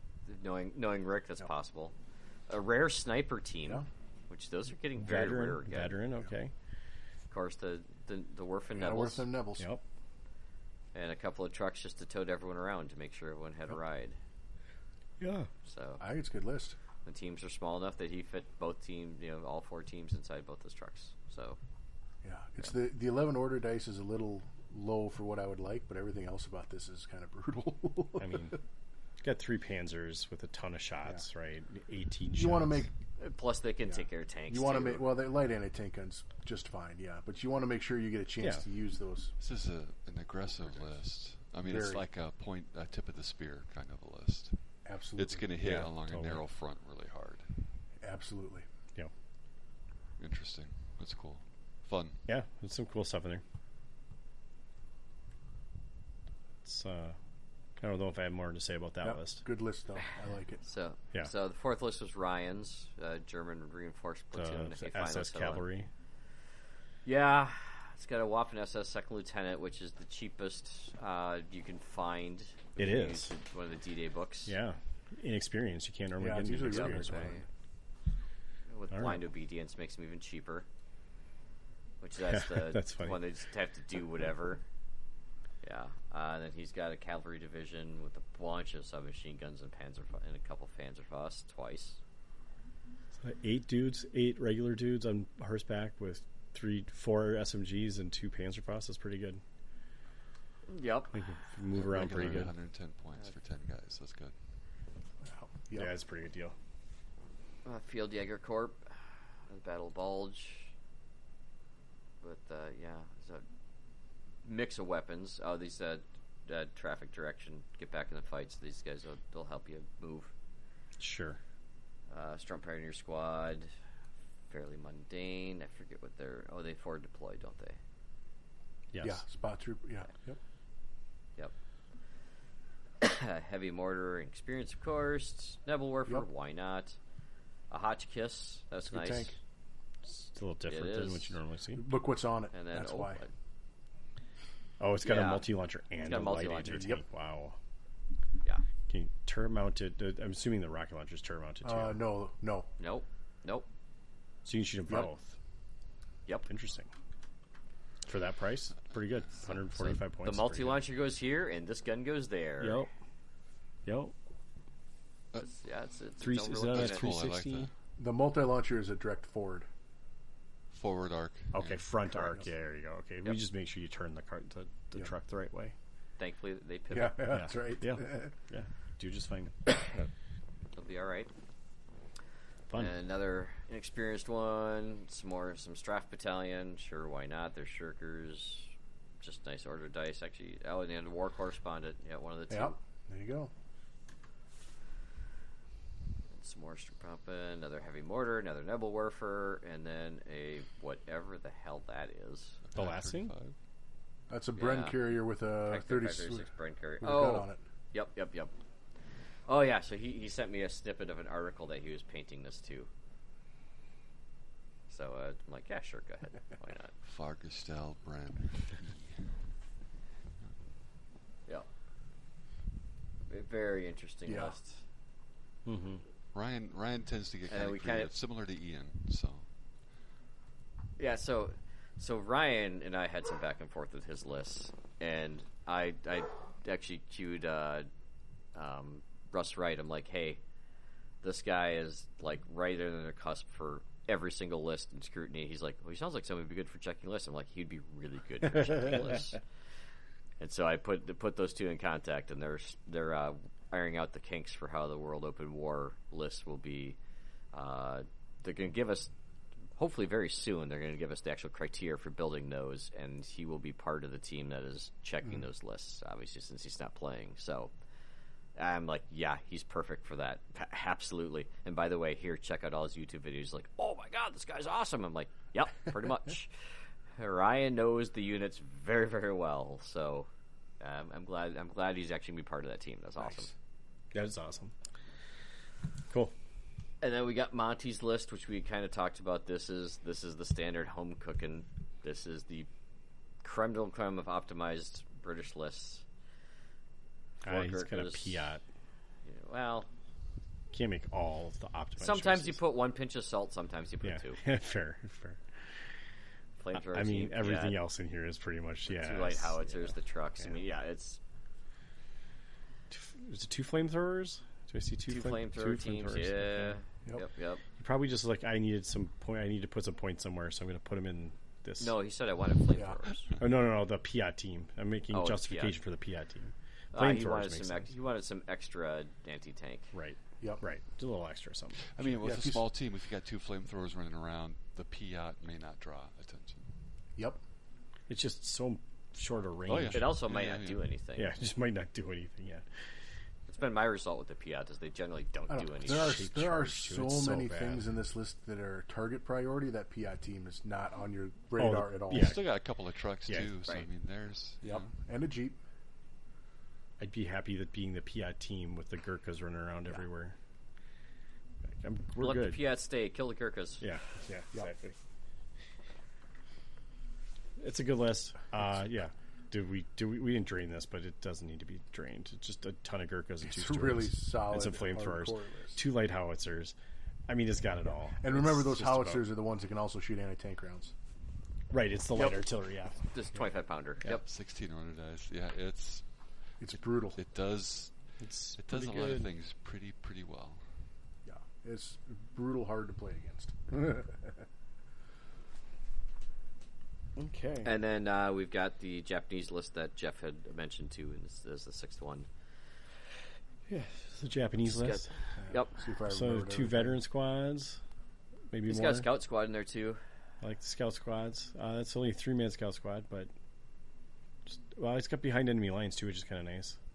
That just means they outflank without the -1. Right. I think they get. This is more than that, right? It's a little more than that. No, that's what behind That's all it is. I'm thinking of something else. What am I thinking of the other one? I've been looking at Finland shit. Which is weird because why would you have a scout squad and then also behind enemy lines if you're going to scout them? I feel like a lot of the scout scout squads have that ability. Flavor. It's flavor. Sure. It's fine. It's just flavor. Sure. The Spigot, of course, we talked about. There's the Type 87 armor car. Yeah, I remember that bastard. Just a bunch of machine gun shots. 10 machine gun shots is nothing to sneeze at. Oh no, I'm not discounting it at all. No. There's a Shinhoto. Yep. Light truck, and then here comes the 2nd squad. The 2 Bambier Spearfighter fighters, an engineer squad, 2 suicide anti-tanks, another Spigot, and a Hago. There's kind of a Hago. pretty solid list. Very, overall. very good list. Some scary stuff in here. How many? Only 2 suicide dudes? You know, I don't know that you need more than that when you have 2 tanks as well. Right? A lot of times you take more. Because the Hago isn't exactly a great anti-tank. Against Stuarts, it's just fine. And the Hago +3, I was so with every time. Points. Yeah. It's not that it's not I'm not discounting how cheap they are. I just want to. They're really small. I'm just too. looking at his anti-tank capability. I guess what is the spigot mortar? Well, it's a 4-inch HE. How beastly is that? But it's only a +2 pen. Yeah, that's right. But it's D6 the plus Chiha. 2 pens. Okay, well you just shut things The down. Chiha and your suicide Yep. anti-tank guys. So Yep. It's a That gross engineer list, team has man. a flamethrower in it too, I think. So yeah, Oh, the Chiha. Yes. The Chiha has +5. Yeah, Chiha's okay, an right. excellent tank. it is. Yeah, it's a beast. So as 20%. far as list grossity, 155, yeah. this one and Monty's take the cake for list grossities. Followed shortly behind by I would Ryan's. put Monty at the top, and one Monty's step is below first, is this one, because this Japanese list could be worse. And then finishing third will be Yeah, I Ryan's. played both of them. It could be worse. I don't. I told him, Dale. I says, I was like, oh, you got some veterans here. He goes, yeah, I like to play them like this. And I was like, yeah, Dale plays. This is how Dale plays the Japanese too. He sneaks veterans in every so often like that. So you got to be ready for that. Yeah, I don't run the bamboo spearman myself, so but No, but I definitely understand why people do, especially if there are Gurkhas on the field. yeah. So The two, matter and antimatter will make each other go away. I hope so anyway. You better be bringing big squads of bamboo guys. one bamboo squad. Yep. You just need the Gurkhas to fluff a roll. Yeah, you need to get the charge on the Gurkhas. Right. But how many rolls do you need before they're going to fluff it? I guess. No, you just need to get the charge on the Gurkhas. Yep. That's Yep, yeah, because that there's works 15, too. I mean, there's 15 bamboo spearmen. I mean, it's like Yep. And there's usually no more than 8 Gurkhas. at max there's 8. At max, there's Sure. 8 Gurkhas, and they don't get scary. I'm running those them in eight tens Gurkhas now. Scary cost blighters when they get charged. 50% more than. Oh, they don't That get is scared not- blighter. That is not So- true. Was it not? What? No. They always get scared yeah, they don't. blighters. They don't lose you scared don't blighter if you get necessarily charged. have to get No. the charge. It's just Oh, I thought they only halved on the salt. Oh, well. No. Well, All I the didn't time. charge him, so. even on average. Yeah. Actually, someone had asked me that earlier in the round. I'm like, no, they always. Yeah, have they always them. have scary charge. blighters, but it's the up and atom that so. Yes. Yeah, well, Does It's the help. up and down that makes them worse. Which to that, just chock full of unit with a bunch of SMGs, and the up and Adam's kind of like, I'd rather have blood clearing charge right now, thank you. yeah, well. There is that. Well, then you just go Maori. Well, I was going to say the problem is Maori. the Maori, fucking yeah. British have so many special rules. Jesus Christ. Yep. Hard to keep track of them. Yeah, good list. Some different fun ones though at the top, which is cool to see. Yeah. Yeah. Lots of scouts in some of these lists too. Which, like, just several of these lists Which have kudos scouts. to you, Pat, opening up the book a little bit and letting people pick some shit. So Yeah. Yeah. Letting it yeah, a few letting it folks go. took advantage of that. So Yeah, like I said, I think I'm almost ready to okay, buy your officer, buy your 2 infantry, and buy whatever. I mean, you could do that. I'd be interesting. There's- Maybe it's just as a test run. Maybe we'll do that in our list I mean, there's Discord. there's- Try that. See there's some- what comes up. See what do you generate? I mean, God, towards the end of sounds awful. Warhammer, Rogers put together a tournament where it's like it's 1,000 points or 1,500 points, whatever it was. You can pick any unit from any book. Right. So it's like, Lord. what's the Yeah. sickest thing you could put together? But everyone knew what it was. Show me Yeah. your grossness. So, All sorts of Yeah. stuff that should never have Yeah, happened in that book. Yeah. I'll just bring you vanilla. So, Right. so if you've listened this far, and go ahead in our list, in our Discord list building, show me what you can throw together with if you have just your compulsory, and what else at 1,000 points. What do you got? All from the same faction, though. I mean, don't put Well, Gurkhas yeah. with All Spanish from the same German. what? From the same. No playing, no mixing Germans and Okay. British. All right. Yeah. Fine. I'd be curious to see what people Or come up mi- with. I'd be curious what people do if they made an all Axis or all Allies list. No, keep the same nation. Fine. All right. Same faction, same country. Sure. Let's worry about that Oh for my god! episode If I could 84. take a couple British units and my Americans, I would break this game. So let's not go there yet. Well, right, because the problem is the British by themselves break all Yes, of these they do. rules because they're like 14. They don't have no moving naval fire, though. observers. We don't need that. Yeah, No, those guys screw can those. leave. My list is all naval No. observers. Do whatever they want. We're not playing a tournament of this shit. 8 platoons of naval observers. We'll tell you what you can't do later. Don't tell people they can't do stuff now. Let's see Oh, how yeah, the that's stupid fair. shit they come up There with. you go. And then when you tell them, Yeah, don't then take it's like, that. well, let's not.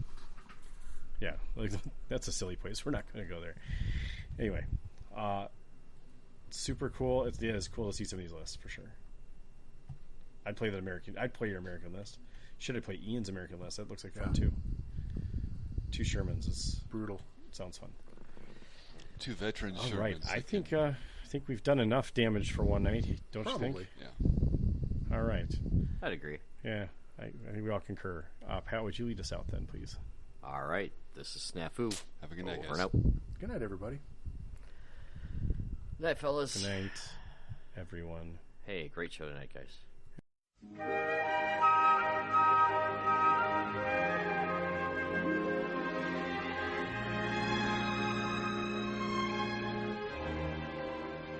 There'll be bluebirds over the white cliffs of Dover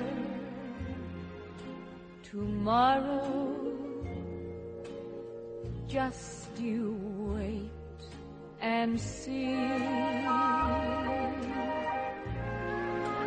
There'll be love and laughter and peace ever after tomorrow, when the world is free. The shepherd will tend his sheep, the valley will bloom again, and Jimmy will go to sleep in his own little room again. There'll be bluebirds over the white cliffs of Dover tomorrow. Just you wait and see.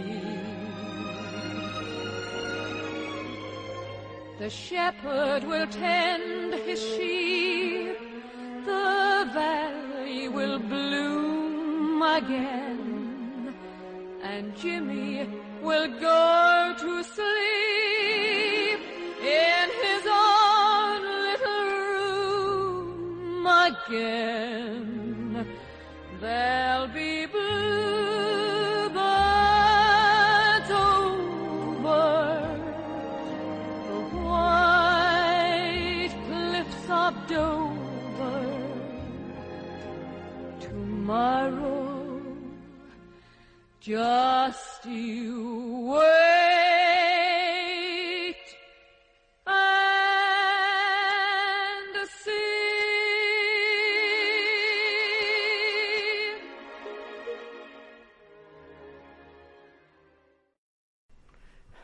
I haven't posted I mean, on wait, Twitter wait. in a really long time, so What's the name of the other one that's like picking up steam? TikTok? No, No, God, no. I didn't know there was another one. It's like named after some big monster beast thing. Oh gosh. Release the Kraken? No, it's something No. dumber than that, unfortunately. What's the one from Norse mythology? Gwendol? Your mother. Mastodon. Sorry, it's Mastodon is the one I was thinking Is of. that a new incarnation? Okay. It is an alternative. I am not on that one. I'm not on that one either. Having just found out about it, I have not signed up. Supposedly, I guess I'm on Twitter, but I don't check Twitter for anything. We're on Twitter. I mean, SNAFU is, but I haven't checked that in a very long There's time. another one so. called Clubhouse. Oh, God. Since like episode 6. That sounds very We're Disney-like. we're getting into social media stuff here. We can let's not. Yeah, that's a good call. let's move just off. move along. Yes. Yeah. Because I don't know what that one is. Yeah, yeah. let's- There could be some really. Yeah, let's not. Yeah, let's not. Anyway, all right. Hey, we only tangent. I don't a think you little have to bit. delete too much out of this one. Just me talking about social media shit. Just that one. I got that marked. I don't even think it was that bad. So